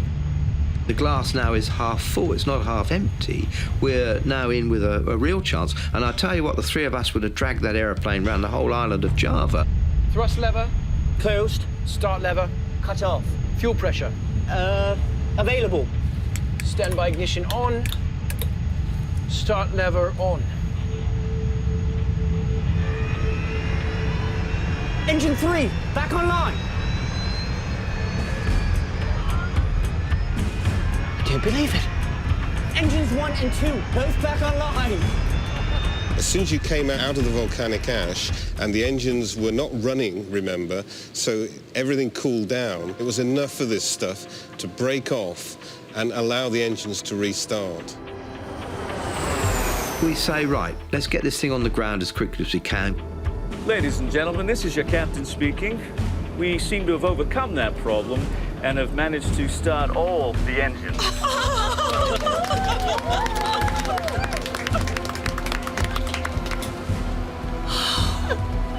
We are diverting to Jakarta and expect to land in about 15 minutes. British Airways Flight 009 landed safely. No one was injured, and an important lesson was learned. We have learned quite a bit, and we've incorporated this learning into pilot training. Pilots now, for example, know what signs to look for. After British Airways Flight 009's emergency landing in Jakarta, communications were improved between the geologists who watch volcanoes on the ground and the pilots who must avoid the ash clouds. During the day, they are plainly visible to pilots. And then at nighttime, they're relying a lot on their onboard radars, and that's not going to detect volcanic ash. Anything on the radar? No. So they're completely blind to it, and they just blindly fly right into the ash cloud.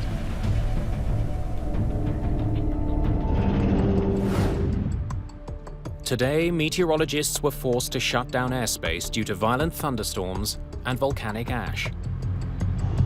The weather on the east coast is now clearing, and the volcanic plume is starting to thin. We never really seem to get a break where we can sit back and put our feet on the desk and relax. There's always something going, and there's always the next storm coming down the pipeline, and we got to address it. The next storm has begun to appear. Pilots in the Seattle region are calling in with reports of severe turbulence. But we've got 2 systems actually over the west that we're watching. One over now over Central California, and what looks like it's a little bit more powerful storm coming onshore into Washington and Oregon. That's certainly going to be our attention getter for the next day and a half. More than 1 million people got on an airplane on this stormy December day. Some planes were delayed, but there wasn't a single accident due to weather. That's the kind of result these meteorologists hope for every day. Ideally, we'd never have clouds or any type of hazardous weather for pilots, and everything be clear skies and smooth sailing. We're here to help people be safe, and when that duty calls, we're prepared. We'll catch our breath today and get ready for tomorrow.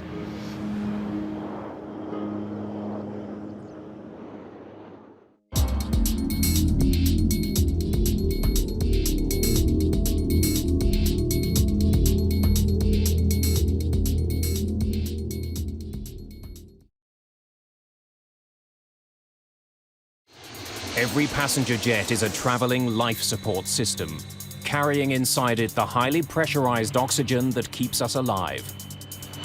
If it ever escapes, a simple flight becomes a living nightmare.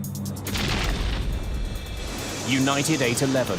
There was nothing in front of us or to the side of us. The whole side of the plane was gone. Aloha 243. Everything was being sucked out of the plane. British Airways 5390. I'll never forget, his face was hitting the side screen, but he didn't blink. Mayday, mayday, mayday! Declaring an emergency!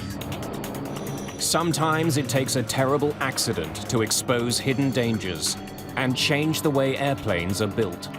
Unfortunately, we wait until we have enough bodies. Too many of the changes have been, in effect, written in blood. Mayday, mayday.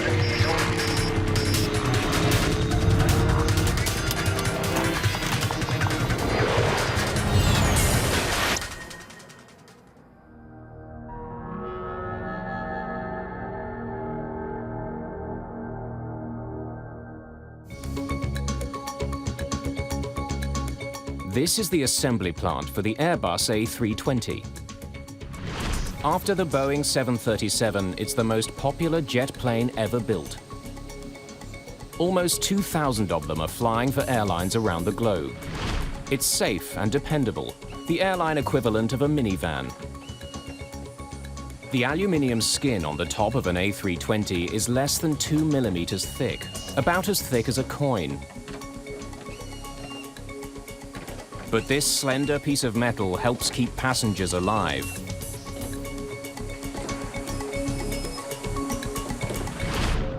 Because the skies aren't nearly as friendly as they seem. Most people take aviation absolutely for granted. The difference between being on a commercial airliner at 35,000 feet and being in a space capsule in orbit is really not all that different. They're both life support systems. The reality is, it's a hostile environment. The reality is, it's 50 degrees below zero outside. The reality is that jet stream or that airstream out there would kill you almost immediately. It's not natural for people to travel through this killer atmosphere. But every day, millions of us fly easily some 3,000 meters higher than the top of Mount Everest. All our life support that's natural for us is down here at the bottom of this sea of air. And if we swim up too high, however we get there, if we're not protected, we can't live.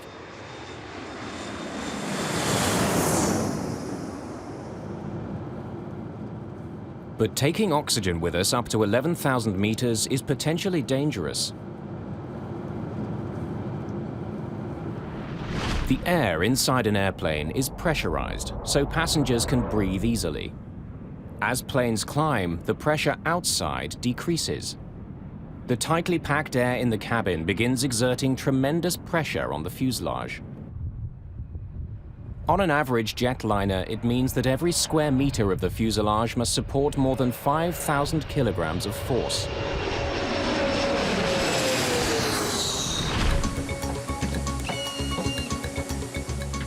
And on almost every flight, the fuselage wins the battle. But only because airplane designers have learned tragic lessons. We have concentrated in the past on changing things, but unfortunately we wait until we have enough bodies.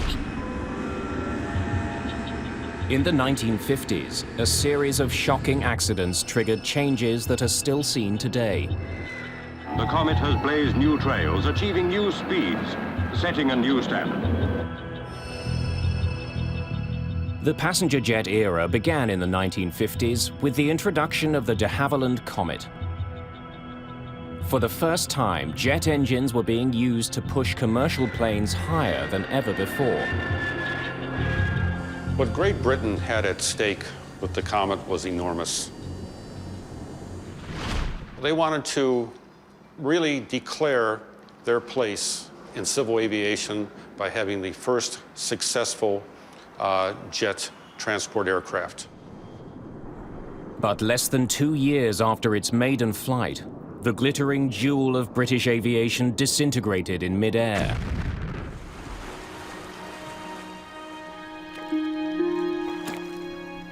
It would have been horrible. It would have been a horrible situation, but mercifully it would have been quick. What they had found with the bodies that they had recovered is the massive decompression, of course, caused the air inside your lungs to burst your lungs. At the same time, the outrush of air would tear you from your seat, and many of these people would actually smash their heads against the structure. 3 months later, another comet ripped apart in flight. Officials feared that every single comet could be a flying time bomb. The entire fleet is grounded. The design of the comet was actually a very sound design. There was only one thing that they didn't do, and it's because nobody knew. Unknown to engineers, there was a deadly flaw in the comet's basic design. To find the jet's fatal weakness, investigators built a massive water tank.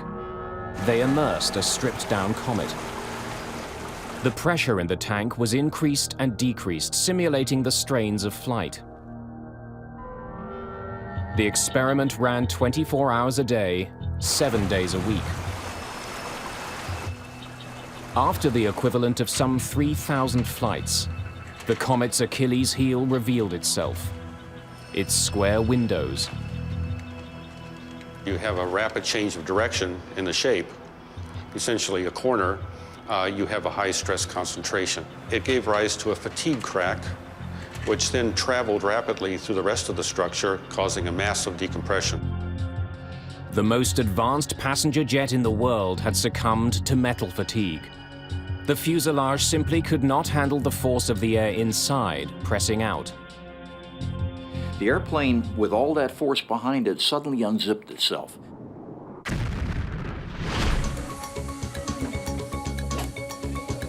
Every plane that's built today is safer because of the disaster that struck the comet. Like other passenger planes, the windows on the A320 are rounded, so that pressure doesn't build up around the corners. Perhaps even more importantly, extra rivets reinforce the skin of today's planes to contain cracks that might start anywhere on the fuselage. It's designed to go to that first row of rivets and absolutely be stopped. It's a healthy structure. It can never unzip itself. But 34 years after the comet crash, aircraft manufacturers were faced with another tragic disaster. The extra rivets that were supposed to save lives failed to withstand the relentless power of air pressure on metal. One of the fellows that I knew at the FAA, he said, you know, the day after this accident, I had to throw away most of what I knew about metallurgy and start over.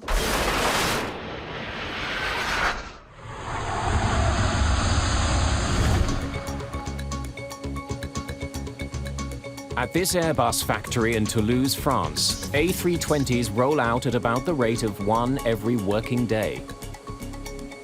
Titanium rivets, lightweight and extremely tough, hold the fuselage together. 3,000 are used to join the separate sections. Another 3,000 can be found on each wing. Without them, the fuselage couldn't contain the pressurized air that's forced inside during flight. But even these rivets aren't foolproof.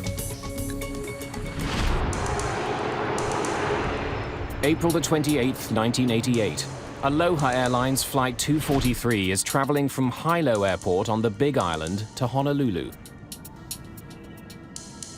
With this island hop, Aloha 243 is making its 9th flight of the day, a normal schedule for the planes of Aloha.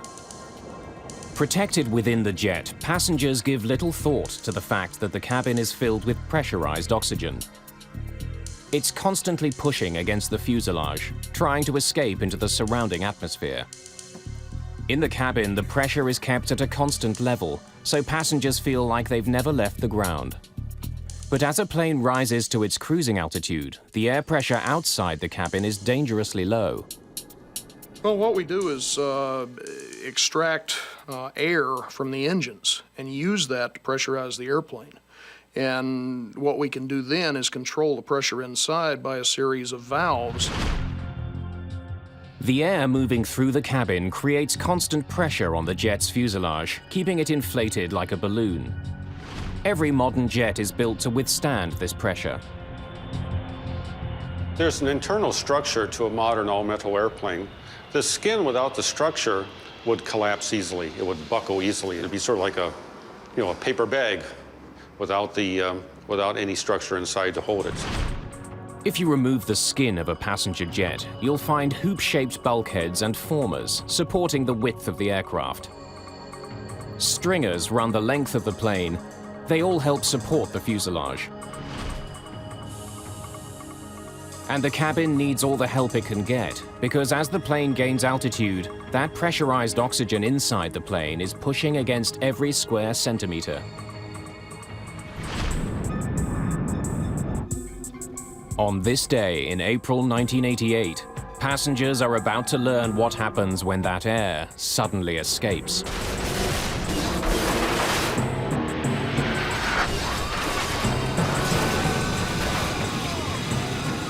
I saw a brilliant flash of light and boom. Everything was being sucked out of the plane.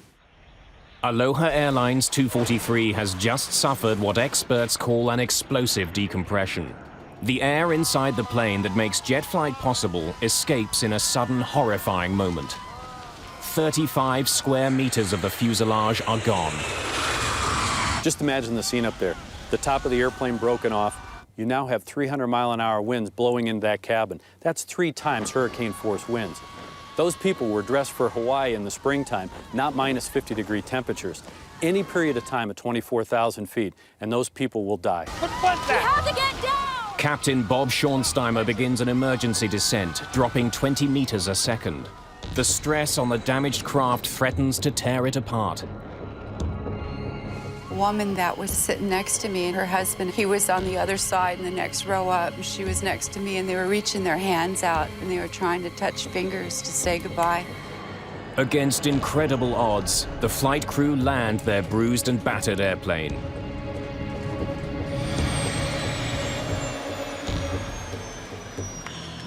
Even with this explosive decompression, there's only one death on Aloha Flight 243. A flight attendant who was pulled out of the plane.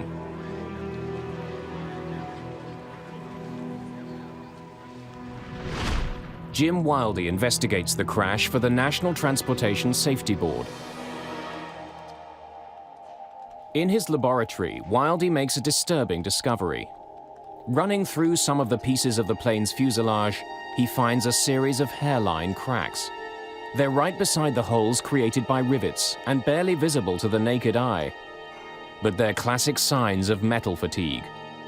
Metal fatigue is something that sounds exotic, but it really is easy to understand. Any piece of metal has a certain breaking point. All of us have tried to open a tin can and not quite gotten the opener all the way around. We work it back and forth until that last portion breaks. You just demonstrated metal fatigue. A plane isn't a rock-solid tube. To maintain the pressure passengers need to enjoy a flight, it's designed to be much more flexible. The fuselage of the airplane is actually breathing. It expands and contracts depending on altitude. When it's on the ground, it's in a contracted status. When it's at altitude, 24,000 feet, the fuselage expands. If you could stand at the back of a 250-foot long jetliner and just sight along that fuselage, you'd see it begin to puff up a little bit. And as a plane lands, the pressure differential between the inside and the outside of the plane disappears. The fuselage returns to normal. So the airplane is constantly cycling. That's pressurization. That will weaken the structure over a long period of time. Records show that the Aloha jet was 19 years old. 737s are designed for a 20-year service life and a recommended 75,000 flights. But as investigators take a closer look, they discover that the Aloha jet had logged an astonishing 89,000 separate flights. The short hops between the Hawaiian Islands meant that the planes in the Aloha fleet went through more pressurization cycles than any other aircraft. You saw something as you got on this airplane. What did you see? Investigator Jim Wildey gets a lead when he interviews one of the Aloha passengers. She says she saw a small crack in the fuselage just to the right of the door. The witness saw cracking in this area, and we found fatigue cracking back in here. So this is the line where the fatigue cracking joined up.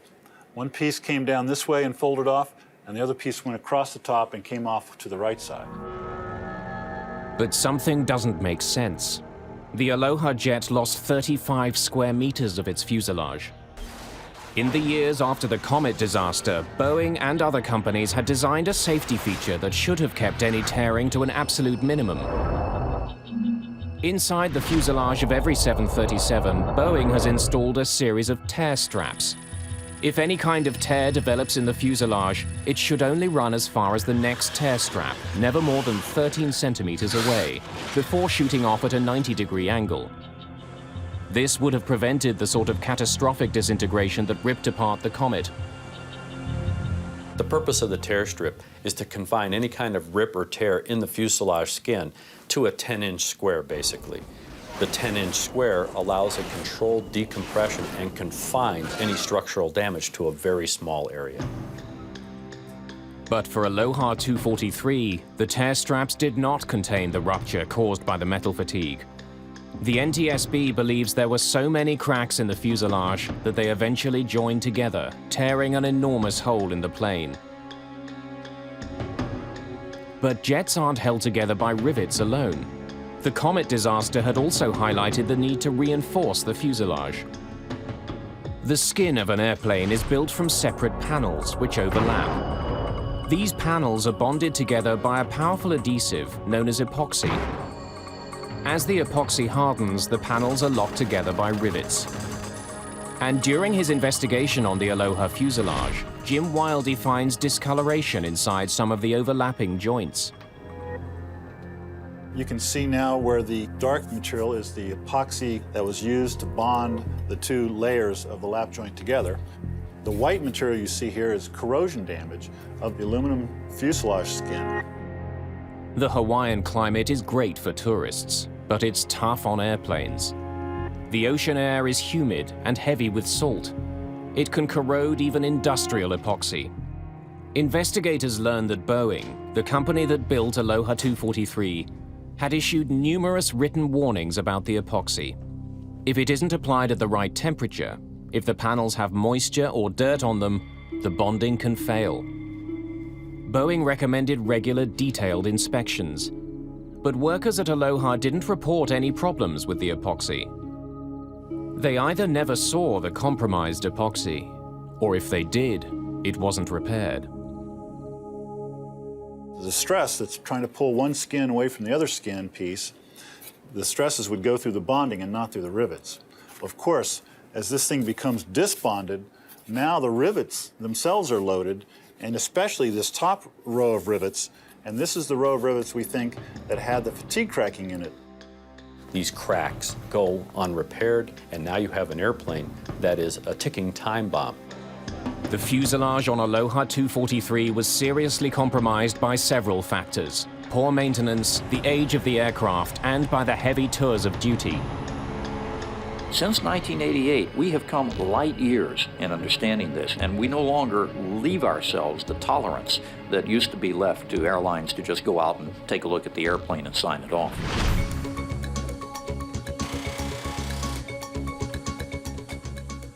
The Aloha accident was another step towards making passenger jets safer. It's important to always learn from your mistakes. It's important to learn lessons from that.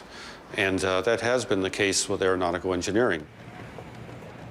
The Aloha story was a brutal lesson in the dangers of metal fatigue. But it wasn't the last example of the power of cabin pressure.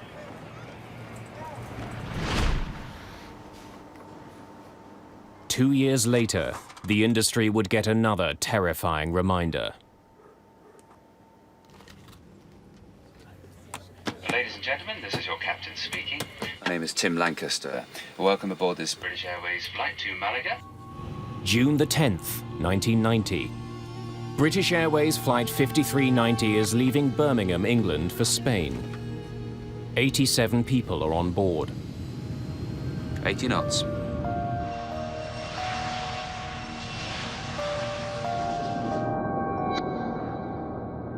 Two minutes into the climb, the flight crew switch on the autopilot. Captain Tim Lancaster takes off his shoulder straps. Now I went into the flight deck to ask Tim and Alistair what they would like to drink. You gentlemen like a tea? Please, the usual.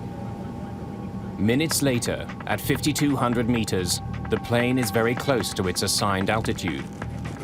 And then, like a cork out of a champagne bottle, the windshield bursts from its frame.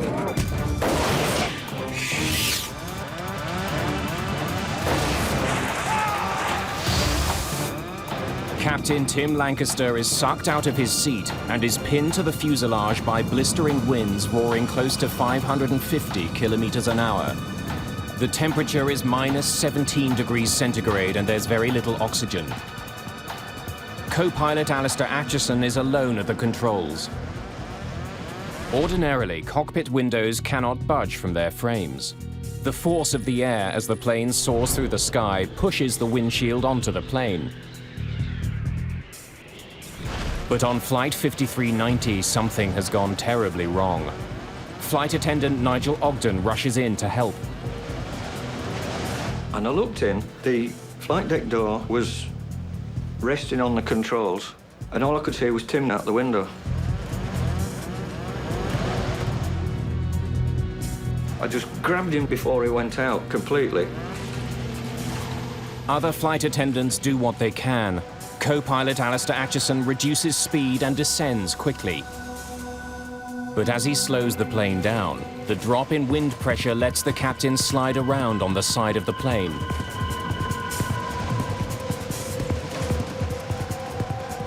All I remember is Tim's arms flailing out. His arms seemed about 6 foot long. And I'll never forget that. His eyes were wide open. I mean, his face was hitting the side of the side screen. But he didn't blink. And I thought to myself, and I said to John, I said, I think he's dead. I think he's dead. Just 35 minutes after taking off, Acheson gets his jet safely back on the ground.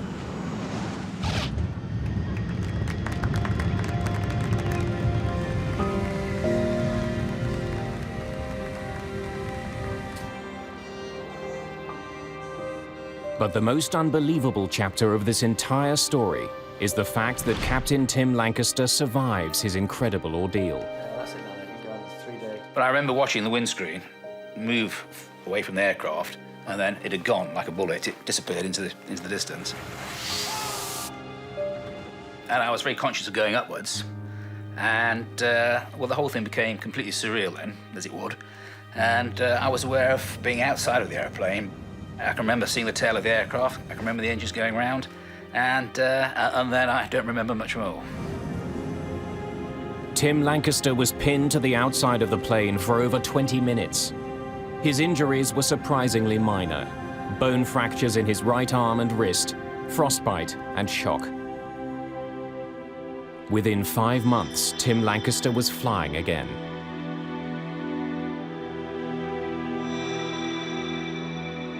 In the immediate aftermath, investigators have very little to go on. Windscreen was missing, there was some certain amount of blood around, there were some minor dents and scrapes on the fuselage, as you'd expect if the window had gone past, and really that was about it, apart from a lot of paper scattered around inside. The maintenance log is recovered from the plane. Stuart Culling learns the windscreen had been replaced just hours before takeoff. Everything okay? Fine. She's just come out of maintenance by the look of it. Nothing much there. Just changed the windscreen. I wanted to find out exactly what had happened to the aircraft before it took off. Early in the investigation, the missing windscreen is found. It contains a curious piece of evidence. There were something like 30 bolts found with it, most of which were one size short in diameter, one size too small in diameter. On many planes, windscreens are fitted from inside the cockpit. Internal cabin pressure pushes against them, keeping them in place. But on the BAC 111, the windscreen is bolted from the outside. The pressurized oxygen inside the jet pushes out against the windscreen. The bolts must resist this pressure. There are enough of them there that they simply can't pull out of the structure. But of course, if you then violate the very premise of that by putting the wrong bolts on, all bets are off. You're now a test pilot. During his interview with the ground engineer who repaired the plane, Culling gets a major break.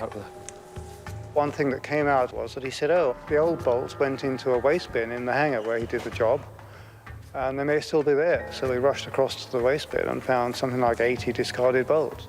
The old bolts are the proper size. Why were smaller bolts used to replace them? And these are the ones you checked against the new ones? That's right, yeah. I took from the carousel. It was really excellent evidence. Gold, as far as I was concerned. Instead of using the old bolts to put the new window on, the ground engineer decided to replace them. He did not check the parts catalog to verify which bolt he needed for the job.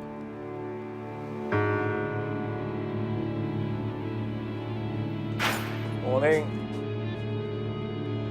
The bolts he chose seemed the same, but in fact were just over 0.5 millimeter smaller. They were too thin to do the job.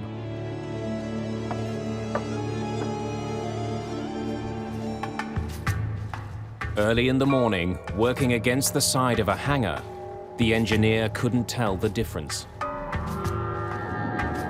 Hours later, the window gave way.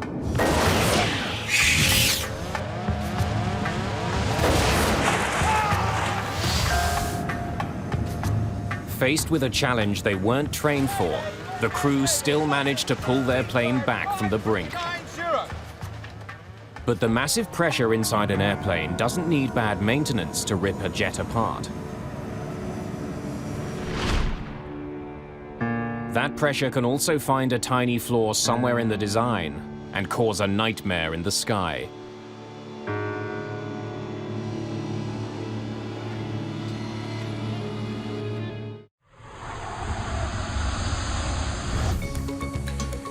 The Airbus A320.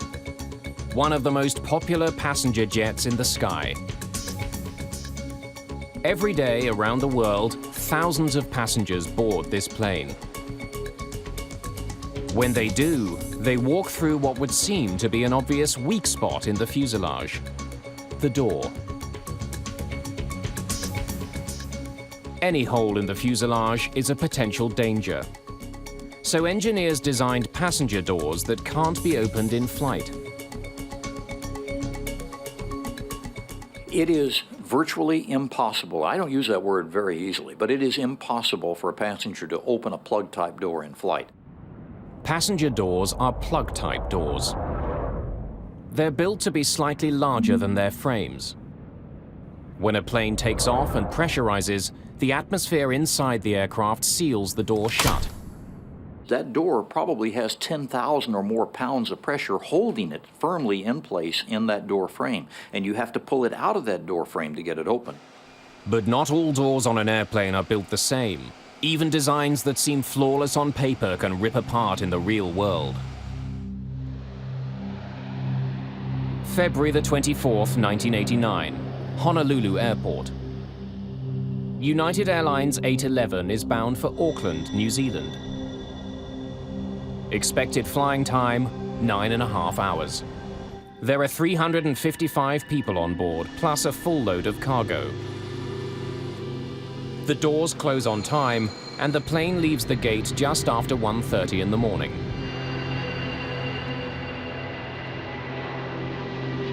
Tell them we can handle 33 if it's available. Okay. We did notice that there were thunderstorms 100 miles south, right on course, which was rather unusual for that time of night, so I left the seatbelt sign on. Captain Cronin's decision to keep that sign on will save lives. As the 747 climbs past 7,000 meters, passengers sitting just above and behind the cargo door begin to hear a strange noise. Kind of a grinding noise.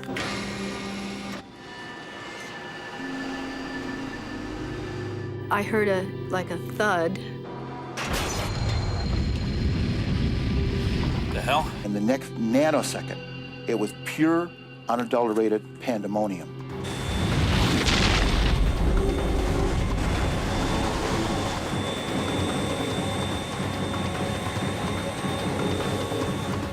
The next thing I knew, I found myself on the stairwell, hanging onto the rungs, and I immediately knew it was an explosive decompression. Everything on the airplane that wasn't fastened down, tied down, or secured what became airborne. The noise was incredible. The 747's cargo door had torn off, ripping away a section of the fuselage. The pressurized oxygen in the cabin shot out with explosive force. And as I looked up, that was the first time I saw this tremendous hole on the side of the aircraft that was just a void, and seats were missing, and I immediately knew that we had lost passengers. Everything in front of us was gone. Where we were sitting, we were about 6 inches from the hole, so there was nothing in front of us or to the side of us. The whole side of the plane was gone. Actually, our feet were dangling on the hole, and I first thought we weren't going to make it. You know, I just didn't think there was any hope. The situation is desperate, but by itself, an explosive decompression won't bring a plane down. In 811, there's a hole as big as Tulsa in the side of this thing. I mean, it's an aerodynamic disruption of massive proportions, but if it was designed the way we had designed things a long time ago, it would have unzipped. After the door came off, eventually a row of rivets held, keeping the plane from pulling itself apart. But the gaping hole is putting massive stress on the aircraft. The flight crew needs to descend as fast as possible. Left, right, valves on. Start dumping the fuel. I am dumping. Struggling to fly their badly damaged jet, the crew turned back to Honolulu Airport.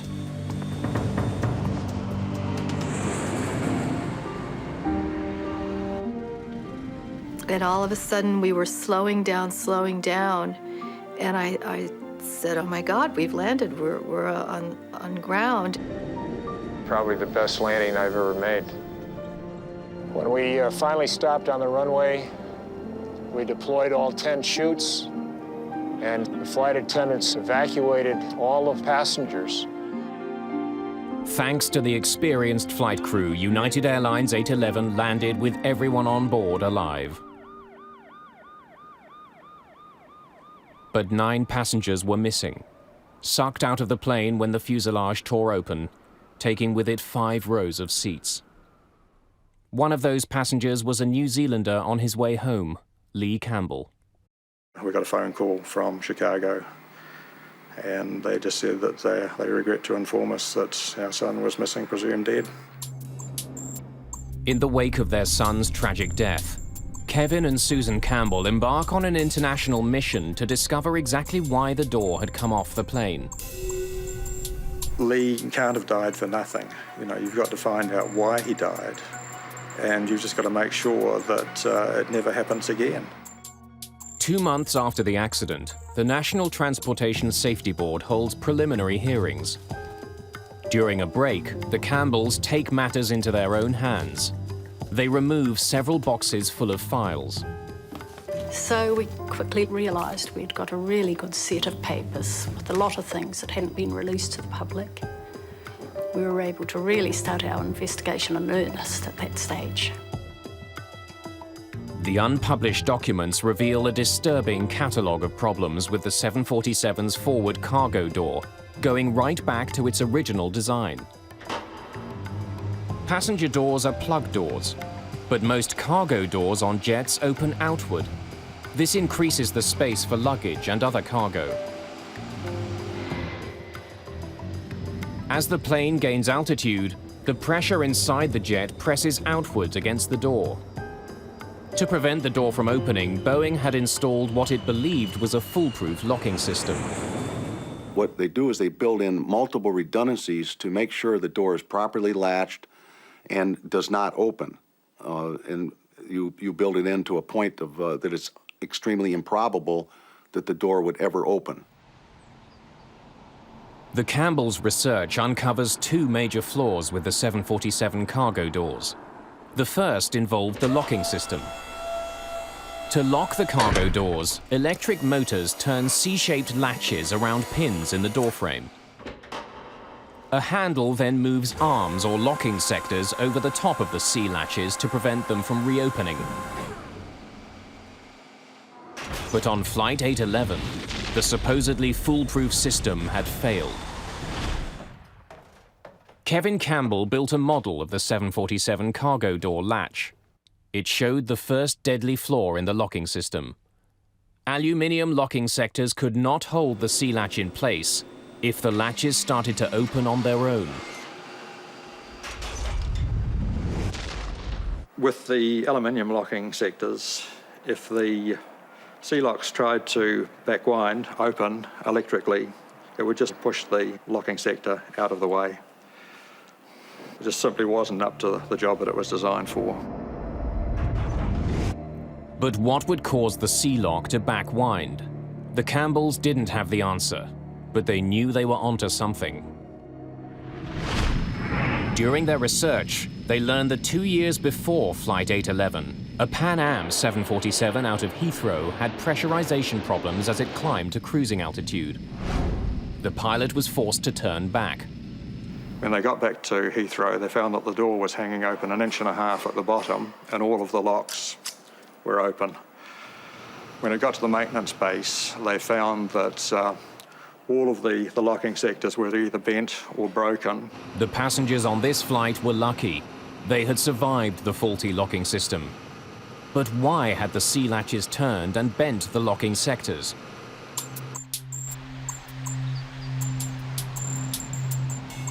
As the Campbells continue to search, a Pan Am report surfaces that lays out a critical issue with the cargo door's electrical system. When the cargo door's outer handle is placed in the closed position, a master lock switch should disconnect the power supply. This would stop the C-latches from turning. But something was wrong with the switch. There was power to the door locks with the outer handle closed, and the lock started to move, and it started to force the locking sectors out of the way. The faulty power switch and weak locking sectors were no match for the pressurized oxygen inside the plane.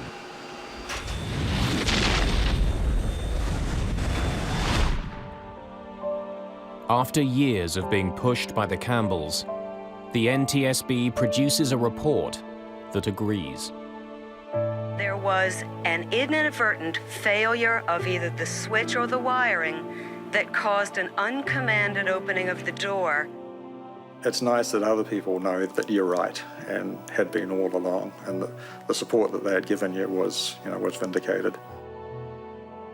I couldn't have lived with myself if we had done no investigating ourselves. It was just something we both felt we needed to do. We didn't even discuss it. We just knew that's what we would do.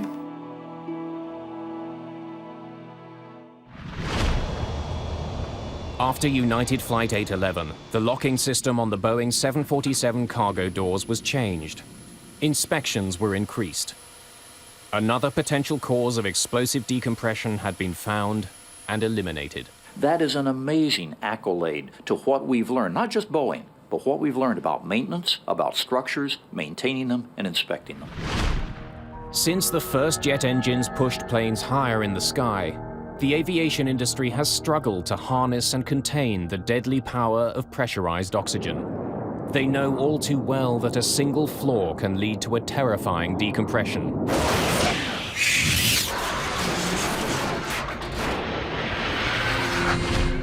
But more than 15 years after United 811, another deadly lesson is learned. Do you read? Over?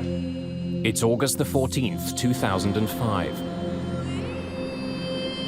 For almost an hour, Helios Flight 522 has been circling the skies over Athens. Helios 522, over Its flight crew has stopped communicating with air traffic control. Fearing a terrorist attack, the Greek Air Force scrambles 2 fighter jets to circle the mystery aircraft.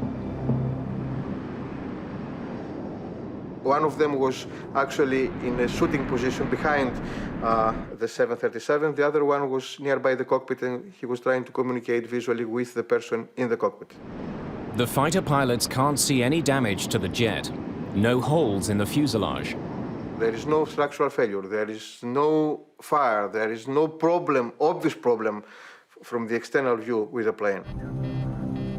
Someone in the cockpit waves at the fighter pilot, but all too soon the jet loses altitude and falls towards the ground.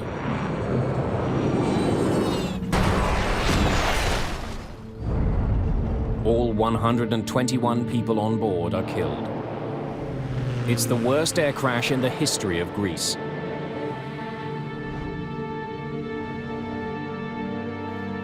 Within minutes, investigators are on the scene.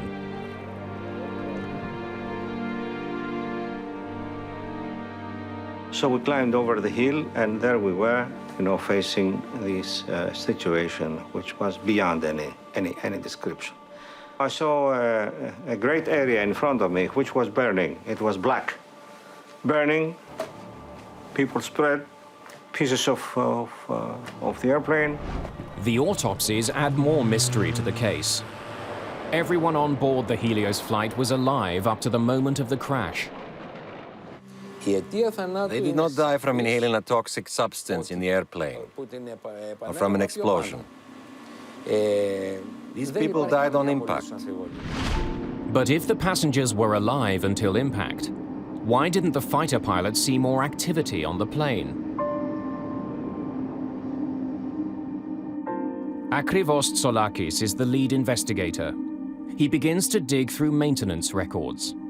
He learns that on the day of the crash, the rear door had been inspected for leaks. Before it took off on its last flight, the Helios jet arrived in Cyprus with a problem. During the trip, the cabin crew had heard loud banging and saw ice on a rear service door.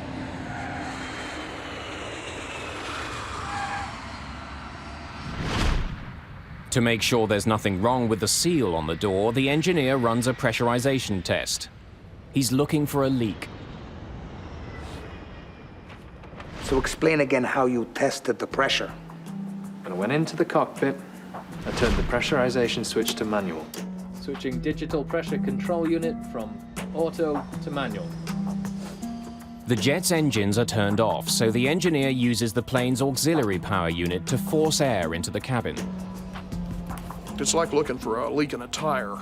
In this case, what you're having to do is pressurize the aircraft, use a barometer essentially to monitor the pressure inside, and look for leaks that way. A normally well-maintained jetliner of any age is simply not going to be completely airtight. You're going to have leaks. As a matter of fact, as pilots, we know that certain airplanes are going to leak more than others, and you've really got to crank the pressurization up. After completing the pressurization test, the ground engineer reports that the jet is in good working order. But the digital pressure control is left in the manual position. They were supposed to return the selector to the auto position. If the flight crew fails to see that the switch is on manual, their plane won't properly pressurize. The oxygen available inside the plane will be just as thin as the outside atmosphere. The passengers will be directly exposed to a deadly environment in which they cannot survive.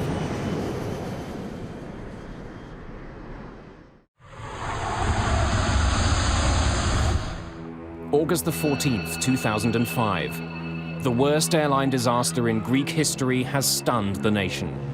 Investigators are sifting through the gruesome wreckage. A few minutes after 9 in the morning, Helios Flight 522 left from Cyprus bound for Athens.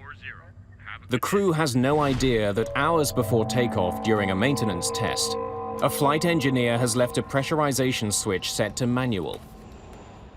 Both the captain and co-pilot miss the fact that the plane is not set to pressurize automatically. As Helios 522 climbs, an alarm blares in the cockpit. What is it? The takeoff config warning? It's a non-pressurization warning, but it sounds identical to another alarm. The pilots confuse the two. It's a critical mistake. The alarm sounded, and that alarm was misinterpreted. Most of flight crew, they will never face an alarm with no pressurization in all their flight career because it's a rare event. Operations, this is Flight 522, over. Flight 522, what can I do for you? We have a takeoff config warning on. Sorry, can you repeat? As the pilots troubleshoot with ground engineers, life-sustaining oxygen is slowly seeping out of the plane. Eventually, oxygen masks drop in the cabin. They do not fall in the cockpit. The reason that we don't have automatically deploying oxygen masks in a cockpit is simply too much up there, and if you had things popping out, they're going to hit switches that they shouldn't hit. The crew don't realize they have a pressurization problem. Eventually, both the captain and the co-pilot collapse unconscious. The oxygen is too thin to breathe. We're the ones that should be trained consistently to understand that ears popping, anything that indicates pressurization, you don't even talk to each other before you grab that mask and put it on. The passengers are unaware that the plane is now flying itself. In emergency situations, chemical generators above the seats pump out oxygen.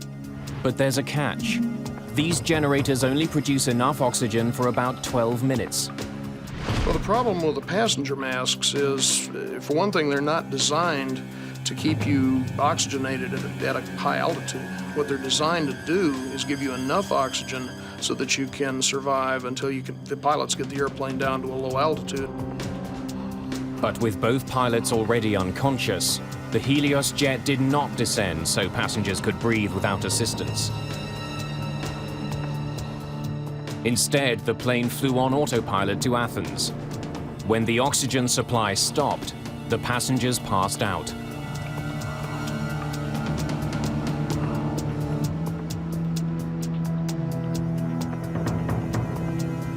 By the time the Greek Air Force intercepted the Helios jet, only one person was still moving.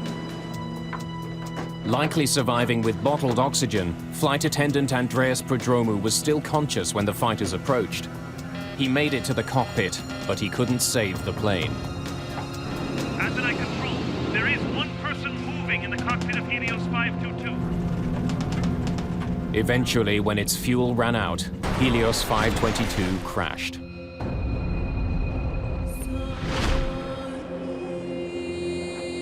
Investigators eventually find the panel with the pressurization switch. Are you sure this is the way it was found? It hasn't been moved at all. All 121 people on the Helios flight died because their plane didn't carry enough life-sustaining oxygen as it climbed into the sky.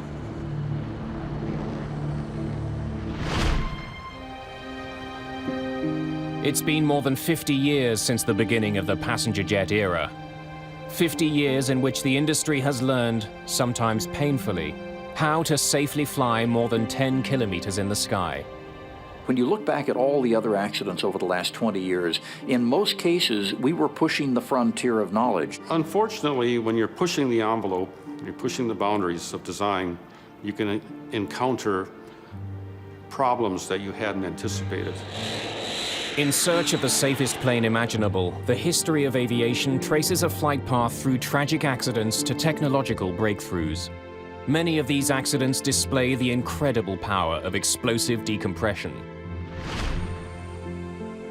The Airbus A320 and every other passenger plane built today is infinitely safer than the first jets that flew in the 1950s.